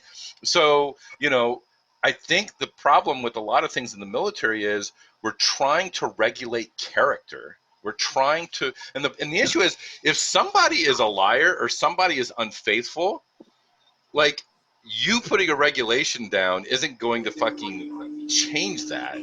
But what you're going to do is you're going to create a vulnerability for the women that might engage in otherwise, in the civilian sector, perfectly acceptable legal behavior, although maybe socially kind of frowned upon, and you're gonna attach a devastating career impact to it, and that's going to coerce her into tolerating further harm from that dynamic. Off that soapbox. Thank you. Thanks for coming to the TED Talk. Penrod, you got anything? No, nothing I've really seen, I guess, firsthand or kind of know of. But yeah, there's a lot of videos I saw again in training that it made my blood boil. These women, officer on officer, officer enlisted, whatever, it didn't matter that it was happening, but because they were a junior officer or something like that, the person who actually got assaulted actually got in trouble or discharged or disciplined, and it blew my mind. I was like, I can't believe that this happened. Type things, all the way back from I think it was in the Navy, a female on a submarine. There was an Army story. There was everything. It was, I don't know. It's mind blowing. Definitely mind blowing. Thank you guys for all those answers. Before we get into the Wave G questions, I've got one more about training in the military. For sexual assault or SAPR. Do you think that our current training really focuses specifically on women and possibly negates male victims, or do you think that it's become a little bit more universal? And then what are your thoughts on how to engage when we talk about how there's this stigma around, well, men can't be assaulted because they're men or whatever, if a girl's hitting on a guy at a bar and they're like, well, it's a guy, like he can handle himself, or, there's no, is it rape or whatever because it's a woman doing it to a man? Like the stigmas around that. Do you guys think that is very still prevalent, I guess, in the training that we have now? I think the training has changed over time. I remember when it was primarily women. Hey, women get abused, but now I can't remember how long ago it was, but I've seen a video where men have come forward on those stories and, hey, here's what happened to me type thing. Is, hey, I'm straight and I was sexually assaulted by, this was the incident that happened type things. So I think it's getting better. I don't know if it's all the way there or not. But another small video that opened up my mind, and it's stupid simple, is if you've ever seen the T consent video. So if nobody's ever seen it, I mean, go to YouTube, type in T consent. It's a little stick figure thing. It makes you chuckle every now and then, but I mean, it's stupid simple on how you can convert T to sexual assault and how, Yeah, if they don't want tea, don't force them to drink tea. That one. Yep. If they're sleeping, they can't drink tea. Yeah. So anybody watching this, if you've never seen it, YouTube, Tea consent. It's like 2.5 minutes, and yeah, it's weird how simple it is. Yeah. Anybody else? I do. All right. I agree with Greg. Like, I think we're working on it. Again, there's a whole nother like social aspect that we're trying to overcome with getting, we can't get women to open up about it and feel confident or comfortable talking about it. It's just the same with men. Women feel like they have to overcompensate for things in the military to be taken seriously. And then the side with the men is, obviously like masculinity, men don't cry, all that's, it's a whole nother social aspect that you have to overcome with that to get it to open up. But I think we are trying, like Greg said, like the videos are more split, almost 50-50 now. The scenarios are split almost 50-50 now. They are starting to talk like the actual numbers, which for the last, 2 or 3 years, they didn't really bring up the numbers. And I think it's because internally those programs were trying to say, hey, like if we throw numbers of male on male crime, now we're trying to like almost negate the female side of it. And we don't want to push those people away. And again, like I said, I don't know how these people try and construct these things for these mass briefings. So they try to be all inclusive, which is near impossible and kind of bullshit, but they're trying. But yeah, the male statistics they're approaching the female statistics, which I could have them wrong, but it was like 1 in 4, if I remember from this year for females. It's like 1 in 7 for male. So it's getting more and more common, and it's just another thing we have to tackle and try to get ahead of somehow. And I'm not super familiar with the numbers, so I'm going to go off an assumption here, and I welcome anybody to correct me. But, when you're talking about female sexual assault, probably 95% of the time or more, it's a male assaulting the female, typically. And then when you're talking about male sexual assault victims, I think 95% of the time it's a male as the assaulter again. So I think first of all, I think female on male sexual assault is just not viewed the same because of the biological nature of how people have sex, right? Whereas, so like, not to like sound too, I don't know, but if you're talking about the vast majority of sexual perpetrators against both men and women are men, then squarely the issue is in the male camp. And yeah, there's some edging you can do for the other 5%. And I think it's good that they're bringing up, yes, this happens to men too. And it's good that they're also considering, let's not discount the women's role. But I think and that's kind of almost the reactive way I look at it. But obviously the proactive piece is what is going on in male culture where we are 95% of the sexual assault perpetrators. Well, that's a really good point. Yeah, the example that I was using, it was only because of a training that I was delivering, and someone specifically said, "Oh, I don't think it's possible for a female to do this to a male."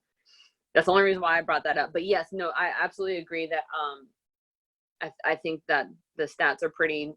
I don't know them off the top of my head either, but I'd say that it's pretty safe to say that the majority of sexual perpetrators are usually men, whether it's assaulting a male or a female.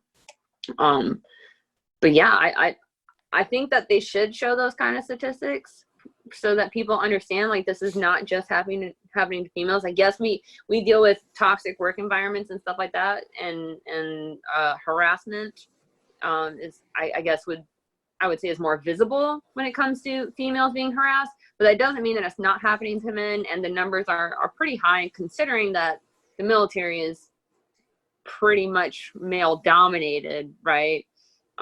So 1 in 7 is still a high amount of people being assaulted, and I think that it's important that that information is being addressed, because I wish that they would have been doing that a couple of years ago, talking about the statistics. So I do think that is also important. Yeah, all right, I'm gonna go ahead. Sorry, just one quick. I know we're talking about women assaulting men, and we're going on more of the rape side of it. Air Force's assault is sexual touching. So if a woman comes up and grabs my dick, and I'm like, hey, whoa, that's that side of the reporting of sexual assault. That's important. Yeah. No, thank you for bringing that up. I appreciate that. Yeah. Anybody else want to take the that? verbiage is needed, because a lot of people just jump right to, like, there's only one level of it, which is rape, which obviously is not. And Right. you nailed that perfect, Greg. The other thing is, again, and it kind of falls back on, like, the male culture. Like, is a male more likely to say something? I doubt it, because now I have to go tell Greg and Chris, dude, this girl just grabbed my balls. Like, what? He's like, why aren't you over there getting her number? Like, that kind of jock locker room talk happens. Yeah. So, again, what confidence? If we can't instill confidence in women to report it, how are we going to instill that confidence in men to report it when their buddies don't take it seriously? But in fairness, and I don't know if my brain is wired this way, if you have a scenario where a man is grabbed, in his genitalia by a woman, and he says no and pushes her hand away, then he walks off, and you have the exact same scenario where a man grabs a woman's crotch, and and it's not just like it's there's manipulation there. Like, those are fucking, in my brain, those are worlds apart as far as harm caused.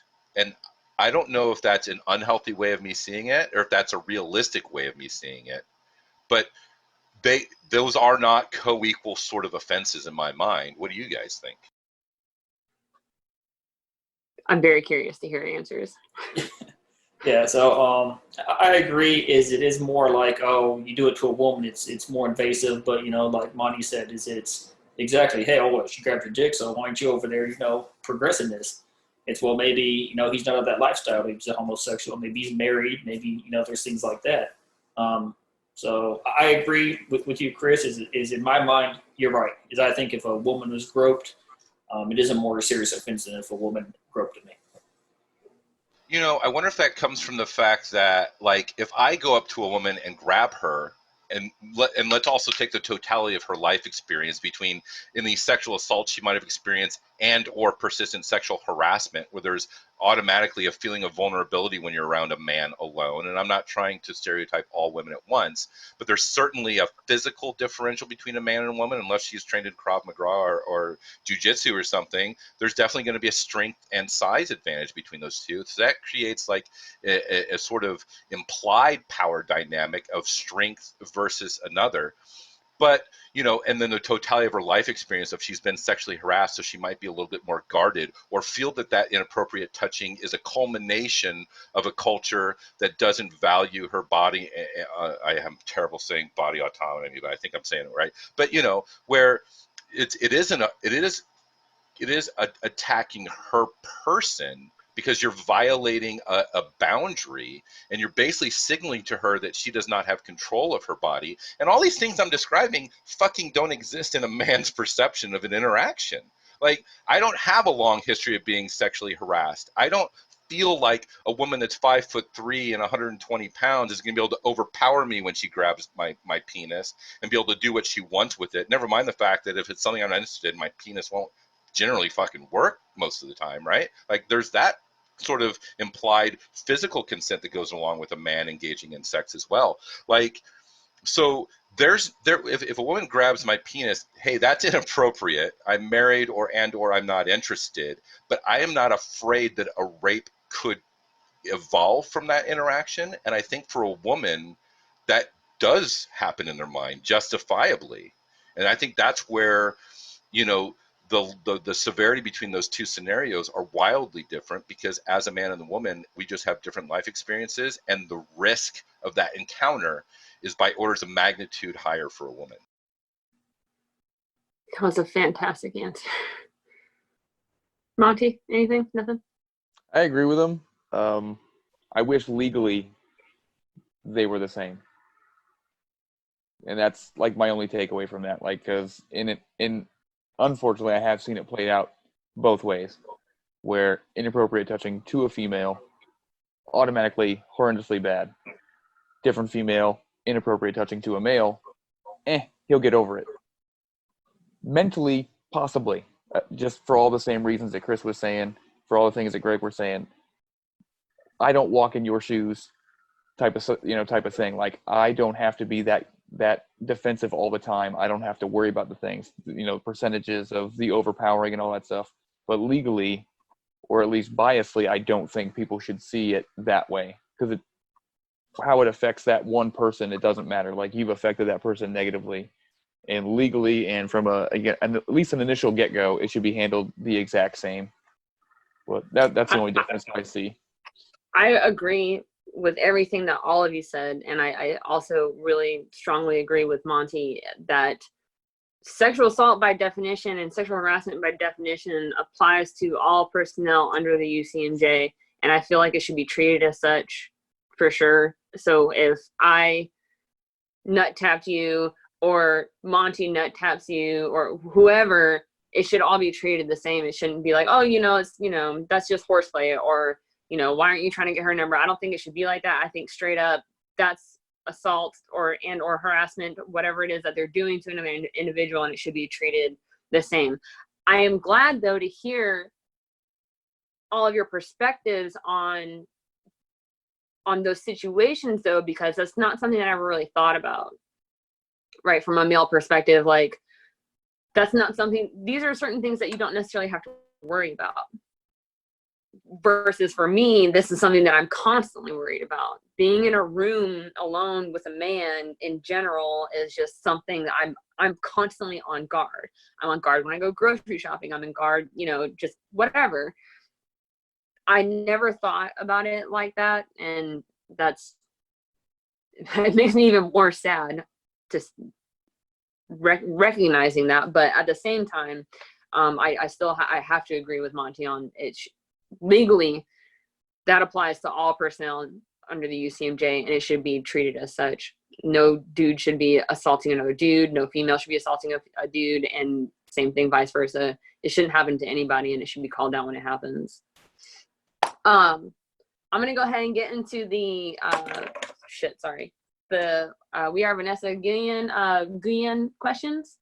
Does anybody need to take a break? We've been on here for over an hour or so. No? Good to go? All right. So for those that are still listening, I've been collecting questions from the We Are Vanessa Guyan group, Wave G, to find out what they want to know from men on this topic. So to everyone that is still listening, these gentlemen have been sent the list of the comments and the questions from Wave G. None of the names were included on that. I literally just copied and pasted the comment questions and sent that to these guys. They were all asked to read each of the comments and questions and then write down their initial thoughts and feelings or reactions to these questions. So I would like to know, what are your initial thoughts and feelings when you read through these comments?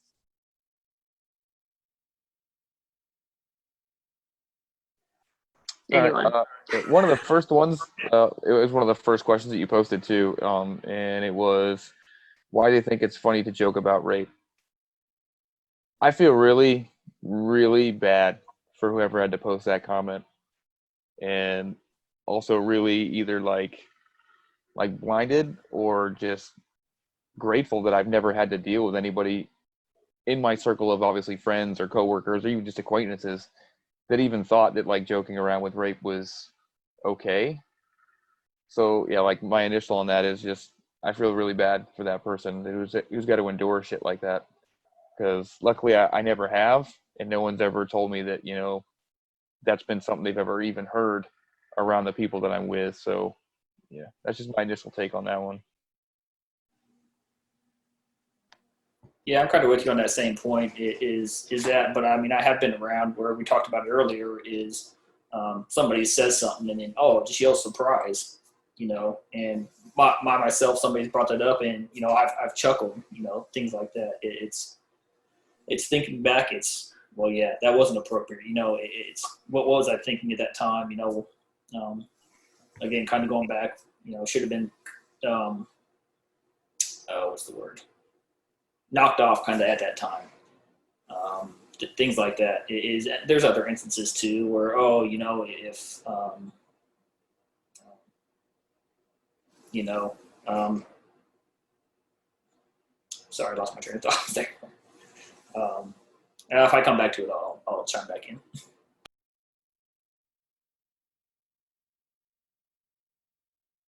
You know, for me, I think joking about rape I mean, if we're talking like legit jokes about rape, like you see a female coworker walking along and you're like, man, I could jump her in the parking lot or something. If that's what we're talking about, like rape joking, I almost see it as that's somebody that's a deviant, and what he's doing is he's testing the waters socially.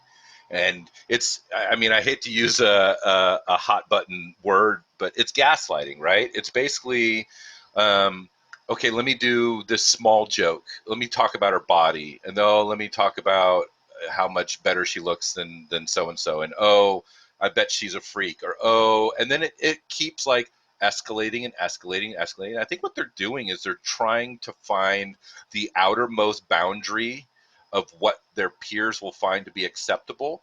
And it already goes into that whole conversation we had about people are afraid to speak up, and they look to the higher ranking person to kind of do it for them. And I think what they're doing is I think that they are probably a sexually unhealthy person. And however they came to that position, I couldn't say in this scenario, but I think what they're doing is they're boundary pushing.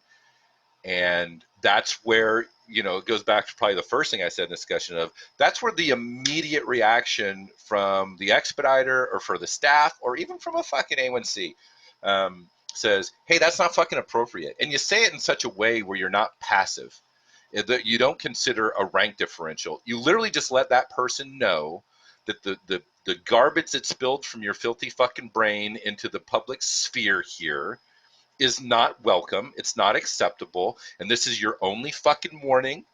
I'm putting you on notice. If it escalates or continues, then I'm going to put hurt on you. And that's what's supposed to fucking happen. And if we have more people do that, then you won't get to the point where it's like, I'm going to get her in the parking lot, you know, ha, ha, ha, ha, ha. Because you would have already squelched it with, hey, yeah, she's good looking. Shut the fuck up. That's not appropriate. That's the end of the conversation. I love that. I'm sorry I had to dip out. My dogs are acting like assholes. I don't know what I missed, but I'm going to listen to this later before I post it, so I'm looking forward to it. So I am going to get into some of the comments. Thank you guys for being here and saying what you've said so far. I'm sure the women that are going to be watching this will appreciate this. So why do so many men feel that it's necessary to attack the character of women when they make an accusation against someone instead of actually helping the woman? Now, I know I meant to say this earlier for anybody that's watching. These guys do not speak for every man on the planet. They don't speak for every man in the military. You know what I mean? They don't speak for the men in your work centers. This is their perspective. These are very general questions that are directed to men as a whole, but their answers are their own. They are not the answers of all men. So that being said, why do so many men feel it's necessary to attack the character of women when they make an accusation against someone instead of actually helping the woman? All right, cool. I unmuted.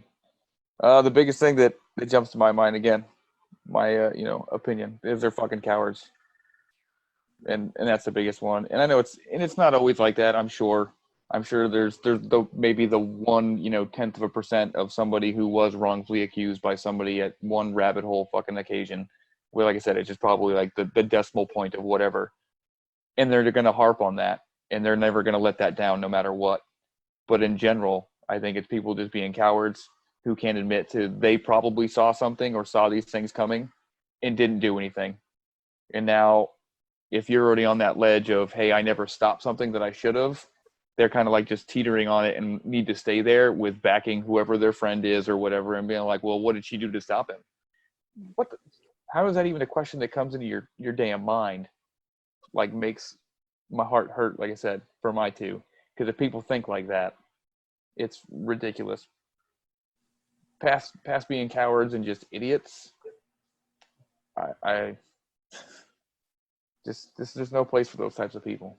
I don't know. I mean, I personally haven't seen it where a woman said that she was sexually assaulted, raped or anything like that, and then everybody's like, "Oh, well, it's because you were wearing this or you were doing this."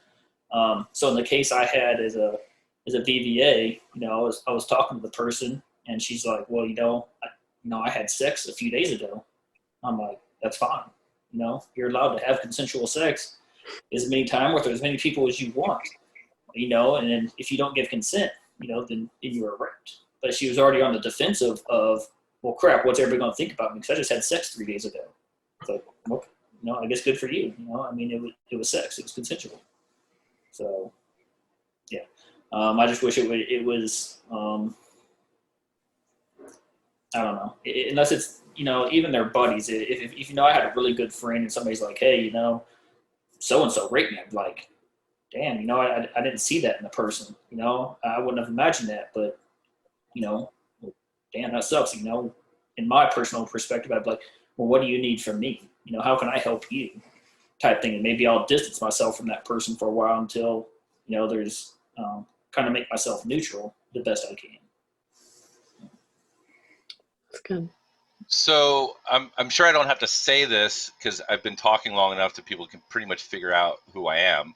But I'm going to begin my comment with saying I'm certainly not a rapist apologist. But what I want to do is, in good faith, let's explore what I think kind of contributes to what we're talking about here, where the men kind of protect their male friends against the woman and might cause the woman harm through gossip or anything else.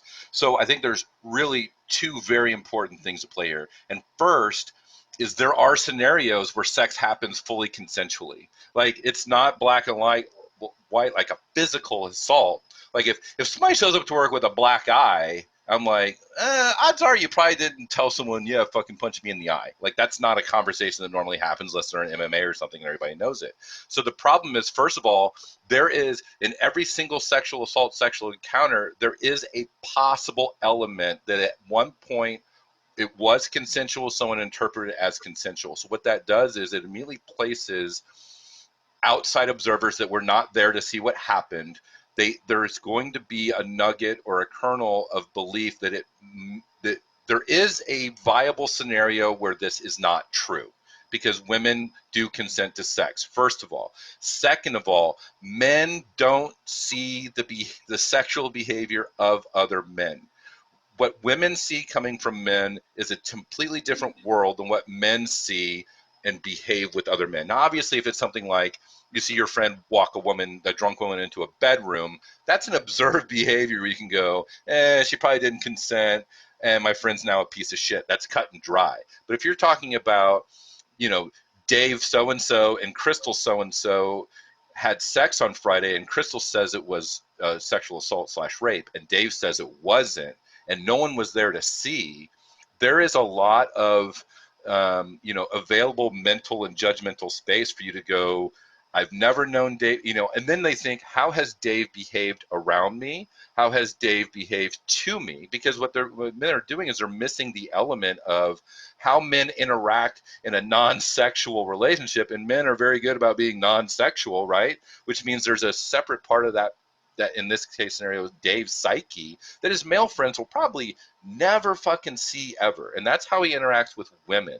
So I think part of the dynamic is because there's a potential, not saying it is, and again, not being a rapist apologist, there is a potential that a sexual encounter was consensual, which does create doubt. And then the fact that men only have a narrow window into their friends' sexual behavior because they are not the intended audience of the men's sexual advances. And I think when men put those two things together, then it's their biases start kicking in. They go, Dave's a good guy.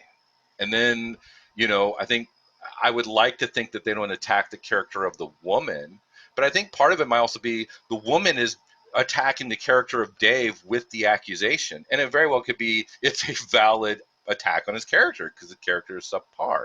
So it very well could be friends feel obligated to their friend Dave because when the woman makes the accusation, that's an assault on his character. They've never seen this behavior and it could have been consensual. And I think those elements kind of line up where they will rally around their friend because they think that's the right thing to do. And what they do is they exacerbate the situation and then, they make it hostile to women reporting and they don't know if their friend's a piece of shit or not. That's my piece.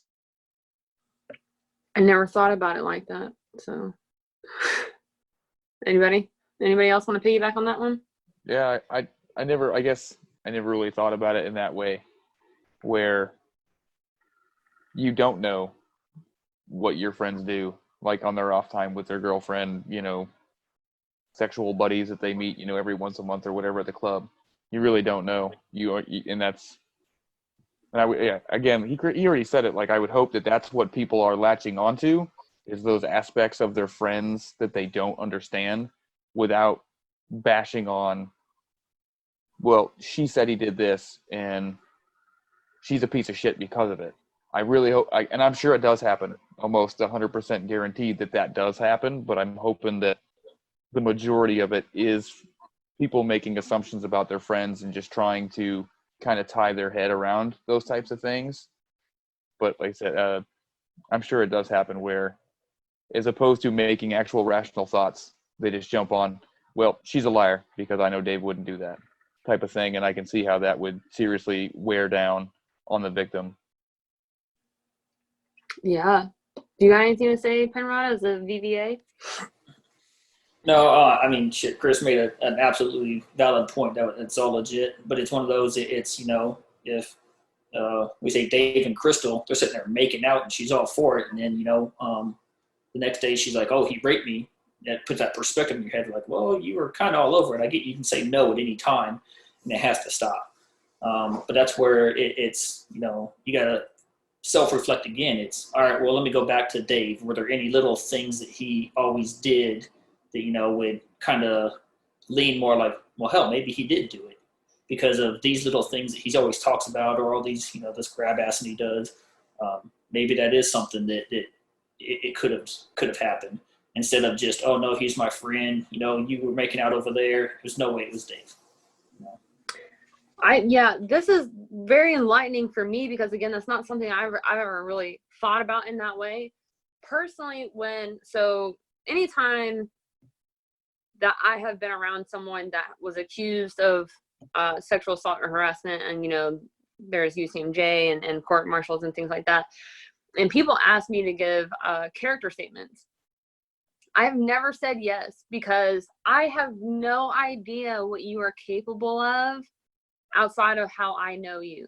So I could be really good friends with you, and from what I know around the times that I've hung out with you and when we work together, it's the way that I see you, you're a great person. You're just a good guy or a good girl or whatever, and I'm friends with this person. But that does not mean, especially if I wasn't there, you know what I mean, if someone is accused of doing something and I'm friends with them, I'm not going to say yes or no because anyone is capable of anything.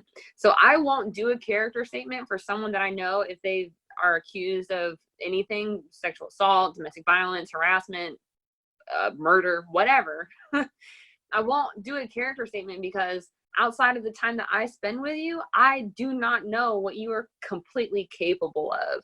So I'm not going to back you and be like, oh, well, he's a good guy. Hell no. Because it's very much possible that you might have done that. So I just won't say anything until the court deems whether or not you are guilty or innocent. That's just my personal perspective, but I never thought about what Chris was saying when it comes to, that this is how you know someone, so you're automatically you're going to associate the things, the good things that you know about this person, and you don't really know about anyone's sex life and stuff like that. So that's very interesting. I just never thought about it like that. So I'm glad that you said it. I am. I'm kind of blown because I literally never thought about that. That's crazy. So I'm going to go on to the next question unless there's any piggybacks. Do you think sexual comments are okay if the woman doesn't respond? Why is it okay to make those kinds of remarks in the workplace? Do you believe if a person doesn't explicitly say no, it's okay to keep going with jokes, comments, or sexual advances? Sorry, this was all one comment, so I just read the whole thing. No, this kind of goes back to what we talked about earlier. It needs to be we need to speak up, and we need to speak up for. If I see a look on your face, or I shouldn't even have to see a look on your face where, ooh, maybe that wasn't quite right. Hey guys, you guys need to knock it off. It's one of those. You need to be, hey, you're new to the unit, and we're gonna dignity, respect, and when you leave, we do our little joking. Not talk about you behind your back, but we do our shenanigans until you're comfortable either participating or choosing not to. Or hey, when you come around, we change what we do, so that you're not left out. Because it's not like one of those where it's, oh, this person reported this, so every time they come, we're just not going to say anything. They shouldn't be ostracized. They should be felt to be able to join in on things. Yeah. Yeah, I don't he's or he nailed it. There's no place for any of that stuff. I don't think a specific no, like you should have typed somebody a fucking memo just to let them know exactly how you feel. Obviously, like, people are going to be crap at reading people's faces and nonverbals and stuff like that, but not everyone around that scenario can be that inept as to the reaction to that stuff. At least I would hope. Maybe people really are that stupid and they can't figure out that, oh wow, she gets really frowny faced every time I say nice butt. Yeah, it's because you make her feel like shit. Someone should be able to notice that in a room, but on the chances where it's not one, in a group and it's one-on-one, it still needs to be like, people just need to learn how to read people's emotions and reactions to things in general. But I think a lot of people are so self-centered they don't take the time to what does Chris's faces look like when he's pissed off, or what is Ashley's, unless we're actual friends.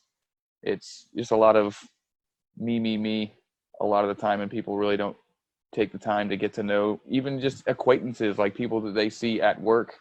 I know Chris's name, but I will probably never know, the facts of his life or how many kids he has or anything like that. And that just happens in work. You don't make best friends every time you walk into a room with the entire flight. It's just not going to happen. Like I said, I think it's something that people need to key on, pay it a lot more attention to. Unless it is like, I'm sure there's always some sort of scenario that somebody could obviously like come against, what we're saying, and like, everybody should be able to do this. And I'm sure there are some, like, if I put my hand on your back to help you move something and you don't say anything about it, but then I do it again and you don't like it, then I do think you should say something to it, because I don't know. Like I said, people are kind of dumb, like in general. Some people cannot make the correlation between the two things. Like, yes, I was helping her yesterday, and then I'm just giving her a pat on the back today because she was at work. I don't think all people can see that could eventually make you feel, violated or pushed into a corner or subjected or any of those types of things. But again, that's all like case by case type of stuff, and people really just need to pay attention to other folks to figure those things out.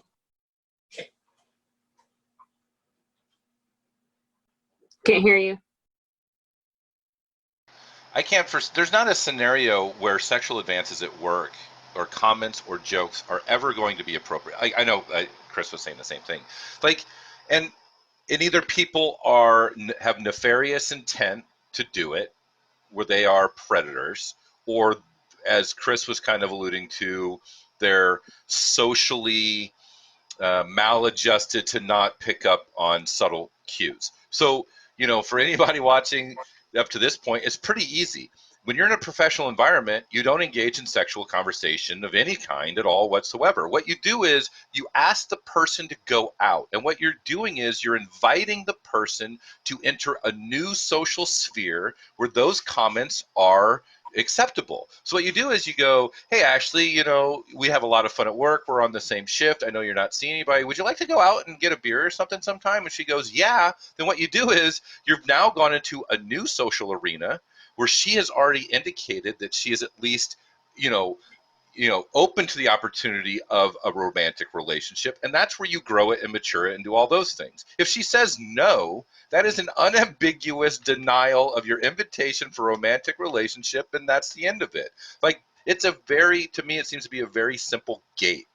I want to ask you to go outside of work and expand our relationship. If you say yes, then I know there's an implied consent that you at least want to explore the possibility. If you say no, then it's over. And at no time should there ever be sexual comments at work of any kind, jokes or otherwise, period. To me, that seems relatively simple. And either people are socially maladapted to understanding that, or they're predators. Those are to me, I know I'm a little binary in that thinking, but I can't think of a third option to explain the behavior. I have to agree. I think that just sexual conversations just don't belong in the workplace. That's just me personally. That being said, coming from being in the maintenance life and like the first 4 years of my career, being a part of that culture and things like that, and seeing what the impact had been on myself, on others, that's why I believe that, because I was perpetuating and sustaining a culture that led to my eventual sexual harassment in the workplace. And so I find it, you can make jokes about stuff at work, just not sex jokes. You know what I mean? Don't be racist. Don't be sexist. Don't be, whatever. Like, just don't do those things at work. It doesn't belong in the workplace. It's not conducive to the work environment. It's toxic to the work environment. It fucks with people's head. And any of those categories, when you're judging someone or being an asshole about any of these things, it's detrimental to the work environment. You're creating a toxic culture. You're messing with people's mental resiliency and things of that nature. And I just think it doesn't belong at all. You know what I mean? Like, argue about pineapple on pizza, like not touching people inappropriately, All right, I'm going to move on. I'm going to speed this up because I just realized that we've been on for almost 2 hours, or about 2 hours now. I'm so sorry. If you guys need to go, please let me know. That's fine. Whatever you got to do. Again, thank you for being here. So we kind of touched on this. I'm just going to read this comment. Others shared my experience where males, this is not my experience, it's someone else's. Several others shared my experience where males like to mess with our hair. Why do they feel like like touching your hair, minor intrusions like that are acceptable? And so I feel like that was kind of touched on a little bit when you're talking about, touching someone's back to help them with something versus just doing it again every day just because you feel like you've now established a boundary. So I feel like one of our previous questions kind of answered this one, unless anybody wants to touch on that. No? Okay. This one's pretty good because we kind of talked about the dating thing. So just like it says something about coercion. How many times is too many times to be rejected and still think it's fun and games and keep going until she gives in out of fear or hope that he will just stop? I personally have experienced this myself. How many times is too many? After the second. After the first time you said no, it's no. I mean, after that, it's harassment. So, yeah. You need to back off, and then eventually it's going to get to the point of, I don't know if it's a rank thing or like that. Well, you're going to, because I outrank you and this is going to happen, or it's like a blackmail thing. Like, well, hey, you're the ranking official and I'm the lower ranking, so I have something to hold against you. But yeah, after the first attempt, hey, you want to go out? No, should be done. Second time, maybe 5 months down the road, maybe. But if it's like the next day, hey, so you want to go out? I mean, no, it shouldn't be at that point. I just want to say that basically this is part of my story from my harassment. Was someone consistently asking me out on a daily basis, and it went from compliments to being sexually objectified, like those types of things, because I was turning him down, and I still felt confident enough to say no every fucking time, but not everyone feels that. And so I feel really bad for other women because that have gone through this, because they get to the point where they end up saying yes to get them to shut up. And it's even harder when it's someone in your work center, because you've got recall rosters. And now they can have access to your phone numbers, and then you've got work group chats and things like that. So it's not like you can, like it's a rando at the club and you can give them a fake phone number and never have to see them again. This is someone that you see every single day, that is literally a part of your life, right? And you TDY together, you deploy together, you work together, you spend 12 hours a day. I spend more time with this person than I do with my own family members, that kind of stuff. And it just really fucking sucks, man.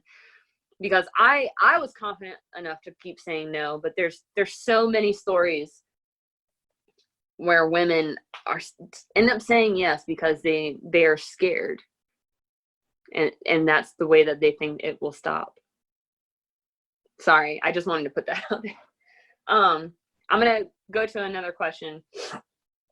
Would you step in if you witnessed sexual harassment or assault taking place, or if you knew that it happened? Why or why not? I'm assuming from this group that you would all react. Yes, I think I could safely say for everybody here, yes, nobody here seems like that personality that's going to be like, well, maybe I just don't know the whole story. Pretty much, yeah, I'm going to walk up and what the fuck is going on? What is wrong with you? And you have to address it. And not, like I said, not because, I want to, because I'm a first sergeant and I have to and the Air Force says so. No, because I'm a fucking human being and you don't treat people like that. Like, what the hell is wrong with you?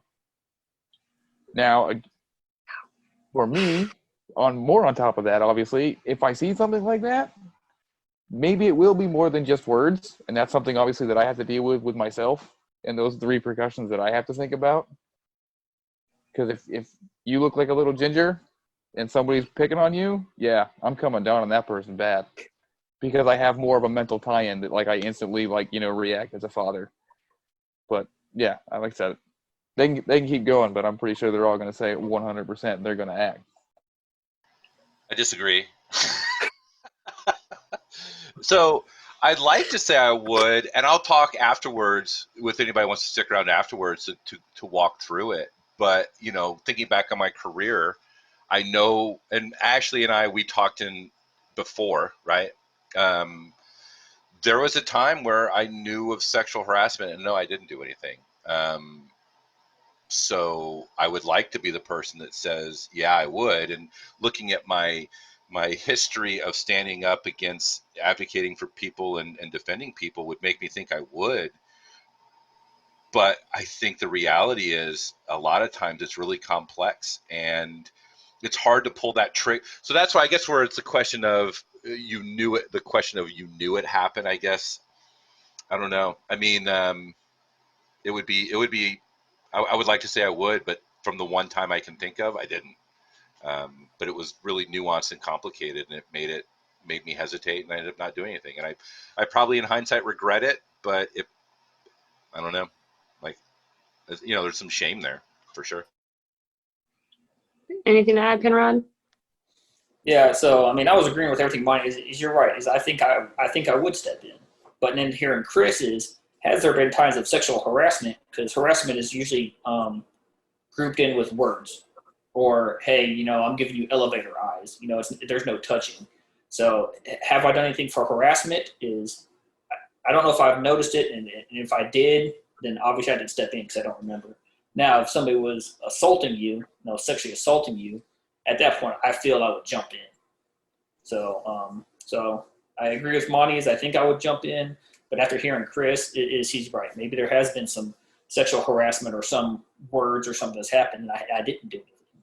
But And I will say, Go ahead. Sorry. I will say, if it was sexual assault, there would not be a scenario in my mind where I wouldn't jump in. For me, Yeah, I think we all agree exactly. on that. Yeah. and I mean jump in defense, not as a participant. So let me make that clear. Obviously. Well, I hope so anyway. For anybody that's listening, know that these guys will jump in to assist you if there is someone trying to harm you, for sure. I would say for harassment and potential assault, right? In the work center, for sure, I think I would step in for, even with harassment, just because I know what it's like to be in that situation, and I can kind of read the situation, I guess, because I've been in it, and be like, hey, are you guys okay? You know, are you both comfortable right now? If not, you know, like, we can talk. But there have been a couple of occasions where even it's difficult to figure out when you're in a club or at a bar, or, you know, you're all hanging out together at someone's house in the backyard, and these two people are talking, and it's hard to tell because you're not a part of the situation, you're not in the situation, you don't know what their relationship is, you know, do they make a lot of jokes that, you know, is this how they talk to each other normally, you know, that kind of stuff. So it's kind of hard to say, yeah, I would for sure intervene, because sometimes I don't know if it's a time that I need to intervene, if that makes sense. You know what I mean? Just like, I can't fully read the situation, but I will say that because I've gotten better at it, and weirdly enough, with my green dot training, I actually paid attention to it, considering I used to teach it. Learning that it can be okay to just walk up to someone that's at the bar and be like, hey, are you comfortable? Are you in a situation that you need help with? You know what I mean? That kind of stuff. And just approaching them to make sure that it's not a situation I need to intervene in. I feel like I got a little bit more confident from the green dot training when I used to teach it, and being able to just say, you know what, this doesn't really sit right with me. I don't know how they are receiving, you know, how it's going down for them, but I feel like this might not be a good situation. So I'm going to go find out if it is or not. And that might be nosy to some people, but I would rather be nosy than have an article written the next day about this. You know what I mean? Sorry, my soapbox. I guess that's how I took the question, or the statement, is more as like witnessing sexual harassment, meaning like I didn't have any doubts in my mind that what it was as sexual harassment. Obviously, yeah, there's always going to be some stuff, like, again, I'm not perfect. I'm not going to be able to catch every little bit of somebody else's conversation or the history that those people have had together. But yeah, like, I guess, yeah, I just took it the way of like, hey, like, he's being blatantly wrong, then yeah. Yeah, I feel like we're all on the same page on that one. I'm going to ask just a couple more questions and then let you guys go, because we've been here for a long time. Before the military, have you ever been talked to about sexual consent and understand then what rape actually meant? Like, you know, from your parents or, you know, school and stuff like that. What can you guys tell me about that? From my parents and family, yes.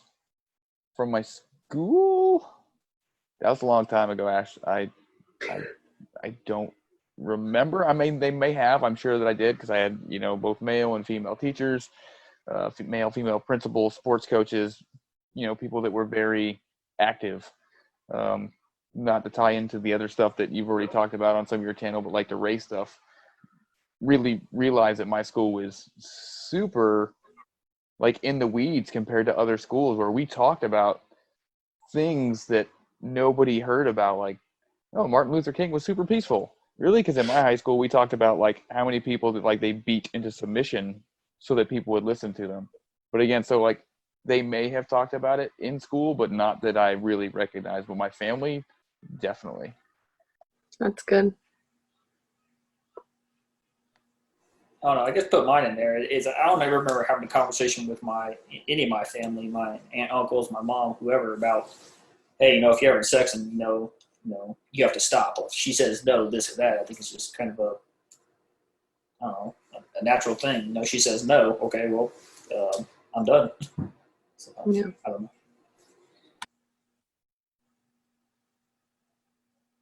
know. There was never a conversation about consent, but I think it was just an overarching, how I was developed morally and ethically to know that, you treat that person the way you'd want to be treated.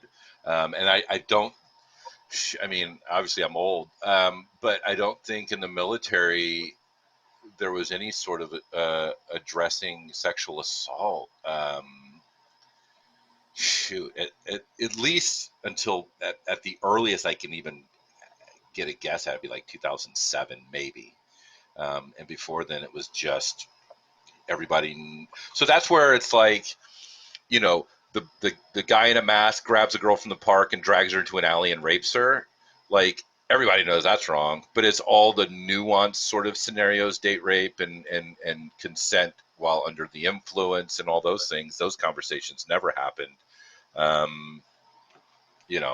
Like, it just didn't. I have to agree. I don't think my parents really talked about consent. I think it was just kind of like a mutual understanding. I did grow up watching things on TV though. Like, I grew up watching a Law and Order and SVU, Law and Order, so like I kind of learned from that, what date rape could be and drugs and things like that, and how, because basically when I was growing up, it was, those kinds of things where they jump out of the bushes and grab you kind of thing. And I think that so many people associated that with what rape would look like, not realizing how it applies.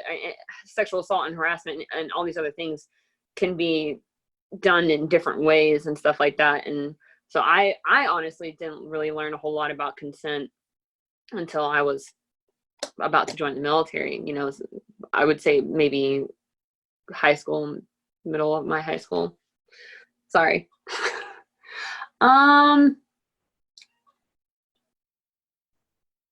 Ooh, I think we kind of touched on this. I'm just going to read this question out loud. Why do they always bring up false accusations? Do they realize how demeaning it is to actual victims? Does anybody want to piggyback on that? Because we kind of touched on it a little bit earlier. I mean, I'll know the false accusations on the fact of the female, but I remember working with a guy who was accused of rape, and all of a sudden he was out of our unit. I thought he PCS'd. And the next thing I know, I'm seeing him around base. I never asked the questions, but the rumor mill went around. Oh yeah, he's on trial for rape. I was like, well, damn, that's crazy. And then come to find out in his situation, she actually did file a false report. I think she was civilian, not military, but and I didn't know her, so it's not like I could judge her either way. And I'm not saying I really knew him to take his opinion either, but it's attacking her character is.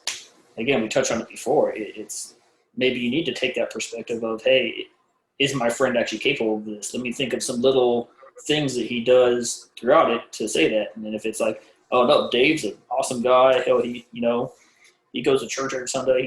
He does this, that, and the other. I can't see it. And it puts that thing in your head. Is she lying? Type thing. Anybody else? No. I want to say that I consider it deflecting, just like with the racial conversations that we're having today. When we say, I'm not trying to bring this in, but it's just easy to relate to. When we say we're against police brutality, and then someone brings up black on black crime, it's a deflection. So the first thing that you're going to do is say, well, what about all the times that women have falsely accused men or have made false accusations and stuff like that? It's so demeaning to people, and I don't know why people do deflect away. I don't know if it's because they're scared of accepting the responsibility or accepting the idea that this is possible, that it has happened to, their friend, or I don't know why people deflect. I know that they do it. I just can't explain why I think people do. I think it's because there's a couple things at play here, and that this goes back to, this is in addition to the previous point I make about they don't see how their guy friends behave in sexual relationships, and it's possible to consent and they don't know. But there's two other pieces to it too. Is first of all, the way our criminal justice system is set up is you presume innocence before guilt is proven, which means the accusation, until it's proven, a lot of people are going to frame it as it's not true until it's evidence is presented, it becomes true. And then the second piece is accusations alone can be harmful and or career ending. And then what happens is when it ends up being false, the harm to that person's career, typically there's residuals. So I think men are extra sensitive to the potential for a false accusation because it causes harm without proof or evidence. Almost never are women prosecuted for making a false claim. So which means it becomes the risk versus reward for making a false claim is typically there's low risk for the accuser and high reward if it ends up working out.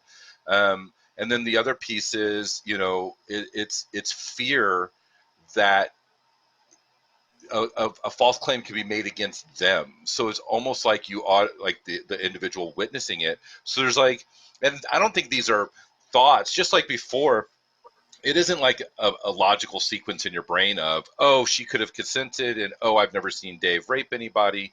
It's just cooked into their cognitive processes.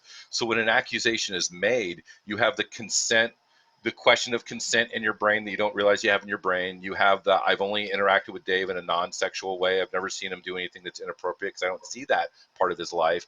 And then there is instances of false claims. And we have to assume people are innocent until proven guilty. But when the claim's made, it can be career altering. I think that really stacks up in people's minds. And this isn't, I'm not trying to justify the behavior. The reality should be you just shut the fuck up and you don't share your stupid uninformed opinion is the real reality. You let all your biases stack up in your noodle, and maybe it shits out in a court martial later on, or an Article 15 or whatever, it hashes out, and then you can form your opinion based on the evidence that was presented. But the dangerous part is not assuming the claim is false. The dangerous part is articulating that claim is false and spreading around that you think the claim is false. And I think those are two. One is harmful, the spreading of that rumor, and the other piece, I think, is just a natural way a man's brain is going to process information. And that's not necessarily wrong. It's not healthy all the time because biases are a lot of times steer us in the wrong direction.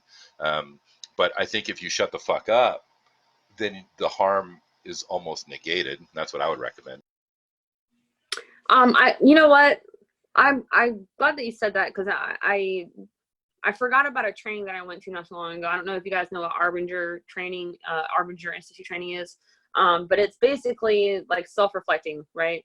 And one of the things that they talk about is, this is their book pamphlet thing. Anyway, so they talk about how when we feel like something's being done to us, they describe how we feel the need to be justified in our behavior, right? And so one of the first things that we do when we feel attacked, if we feel accused of something or we didn't really do anything wrong, besides minimizing it and deflecting, we need to find a way to feel justified in our actions. And so something else that we do is gather others to be on our side, to co-sign with you, right? So like the character statements would be like co-signers, like, oh, no, I'm a good guy, I would never do anything like that.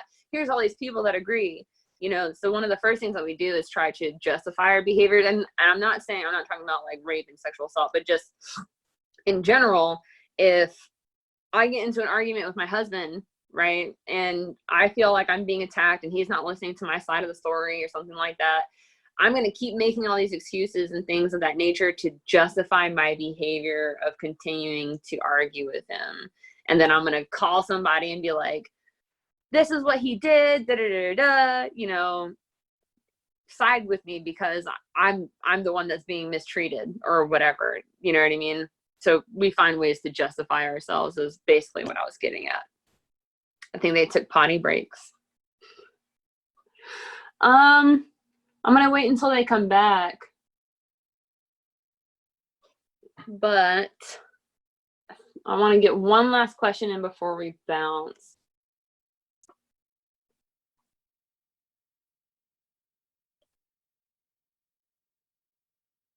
Sorry, I'm looking through which ones I want to ask. Sorry. You're fine. You're fine.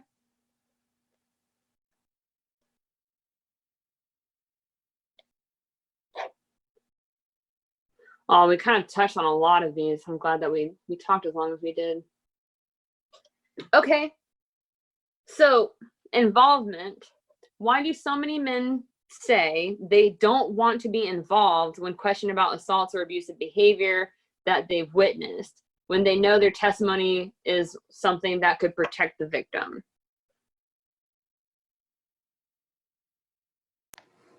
I mean, I personally don't know, because I feel even if it was my best friend and you know, it's I witnessed him do something, I'm going to put him down. I mean, it's, hey man, you shouldn't have done that. You crossed the line.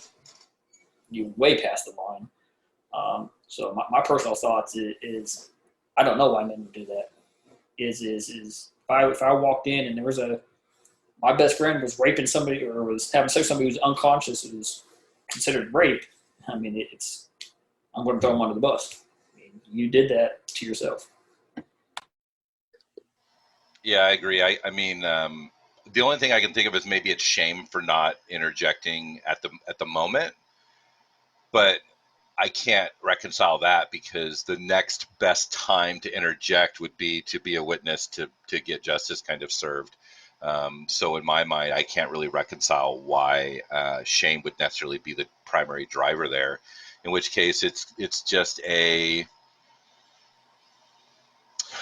loyalty type of deal, or I don't know. I think it's just a horrible, shitty coward. Really is the answer, I guess. Monty, did you hear the question? Do you want me to repeat it? Yes, please. Yeah, I was putting my kids to bed. Sorry. No, you're good. Why do so many men say they don't want to be involved when questioned about assaults or abusive behavior that they've witnessed, when their testimony could be the thing that protects the victim?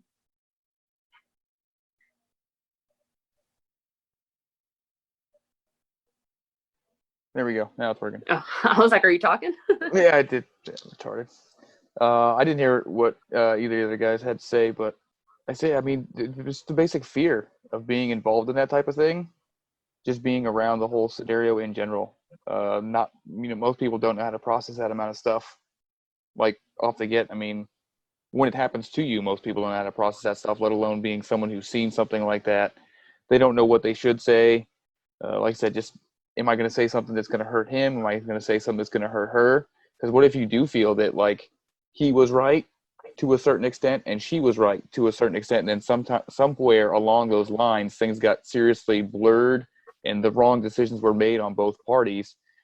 How do you want to be the person who potentially screws them both over, or one side over, when you do really side with both of the parties and you don't know how to articulate that? I'm not saying that's all cases, obviously. I'm sure there's several thousand different ways to look at this. But a lot of it, yeah, just fear of the unknown, of like what you're doing. Maybe you don't know what your impact really has on it until someone's fully explained it to you. Maybe, like I said, I don't know. Like, obviously, if you were to see an assault of any kind, specifically a sexual, I mean, and for our topic here, but maybe you don't know that maybe there was 10 people that saw this, and you don't know that you're the only one who had the best line of view. I would love to think that our investigators and people like that are going to take the time to explain, hey, sir, you have been identified as the one witness that can tell us the whole story. But I don't know if that always happens with the way things come down. And I think that could cause some of the conflict on why people don't get involved, is because they don't either know how to process it, or they don't know that they are that person that can really make a change and affect good and justice in the situation. I think it might be that these people that don't want to testify is they don't have faith in the justice system to be just. So it might be that they don't want to contribute to what they see as, you know, it's very akin to, you know, child custody and or child support. You know, 9 times out of 10, the father's paying child support, the mother's not paying child support. That's kind of just the way that system is perceived. is only, tangentially related to this, but I think it very well could be, I don't want to be a witness because my buddy's getting railroaded because as soon as he's accused, he's guilty. And I'm not saying this happens, but that might be why they would be reluctant to testify, because they feel like they would be contributing to an injustice, not to justice. All good answers. That was supposed to be the last question, but I forgot. I really wanted to get this one in. Upon reflection in your own life, have there been times you have victimized a woman? If so, what changes have you made within your own character to avoid continued victimization of your female peers?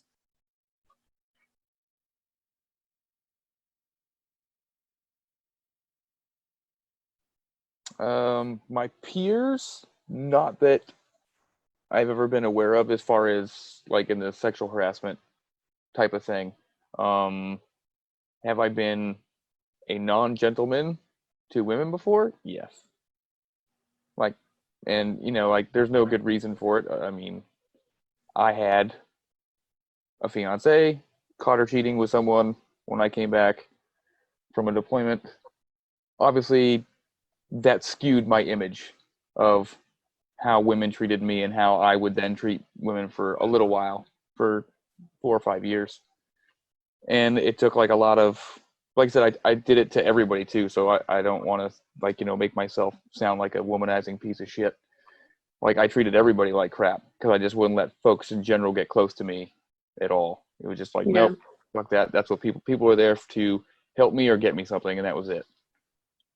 And I really didn't connect with a lot of folks. And it took, like a lot of time and no bullshit counseling, like to talk with folks and figure out that, hey man, you're on the wrong path.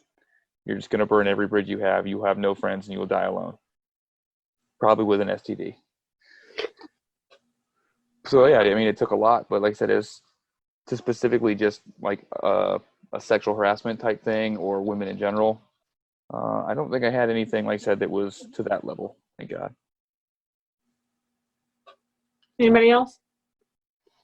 Professionally, no. I mean, I always maintained very good boundaries with the people I worked for. I worked for women. I had women work for me. And as I said in the conversation we had last time, Ashley, I'm not worried about any woman coming out of the woodwork saying that I had made advances or anything like that. So for me, it was just and I had women make advances at me, and it was just like, nope, either I didn't necessarily say it was inappropriate, but I just would not return the advances. And I think a lot of it had to do with, I was faithful in my marriage. So that was not part of my calculus in the military of forming a romantic relationship, because I had a wife and kids and everything was good at home. Anything to say, Penrod? No, I mean, I guess I've never victimized a woman. I've never, kind of like Chris says, I've kept everything professional and everything like that. So I don't think I've ever put myself in a situation where a woman would feel victimized, I guess. I worked with some guys, so I have to agree. All right, so we've been talking for 2.5 hours.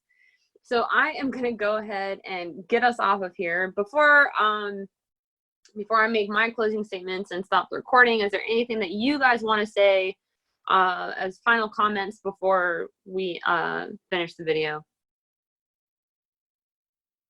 Nobody?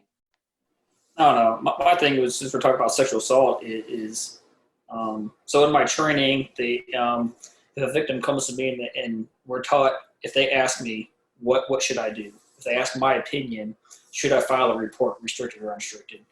We're supposed to say nothing. It's up to you. It's one, to give them that power back, so that they're making the decisions.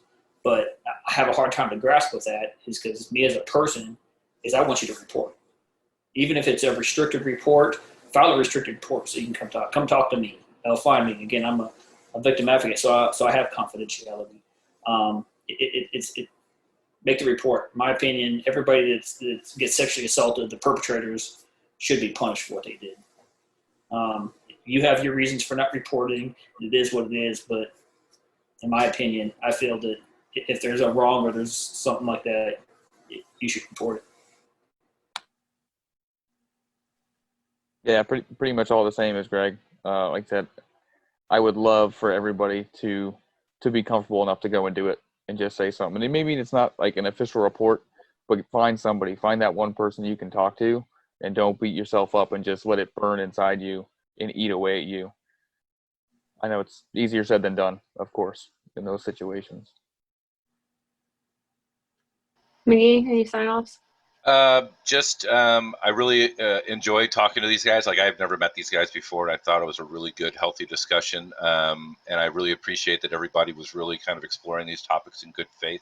It takes a lot of trust to sit down with some strangers and let me explain why I think men are rape apologists sometimes, and the cognitive thought process that goes through that.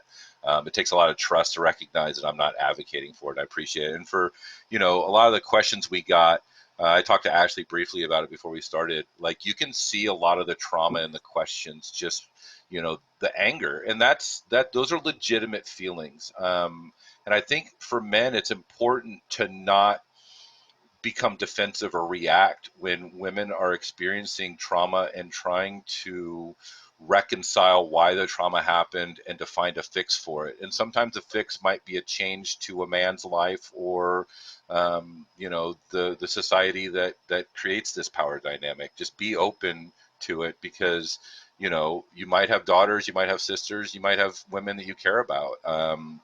And if we can collectively make the world a better place for all women, it will indirectly benefit the women that you love and care for. So part of that is accepting responsibility and, admitting fault and growing. Thank you all so much for coming and talking on here with me for over 2.5 hours today. I can't tell you how much I really appreciate it, because it was so important for me and other females, especially obviously in the group, wanting to hear the male perspective on these issues, especially in particular when it comes to the military. And so I think that you guys are so brave coming on here and being willing to talk. And we covered some really hard shit today. And, I didn't even get to all the questions, and the fact that you guys looked at those questions and did it objectively and were able to tell me how you felt upon looking at those and recognizing that, this isn't an attack on all men, but you can see the hurt and the anger and the pain from these things. And I just can't thank you guys enough for being willing to take all this time out of your Saturday afternoon to hang out with me. So I really, really appreciate it.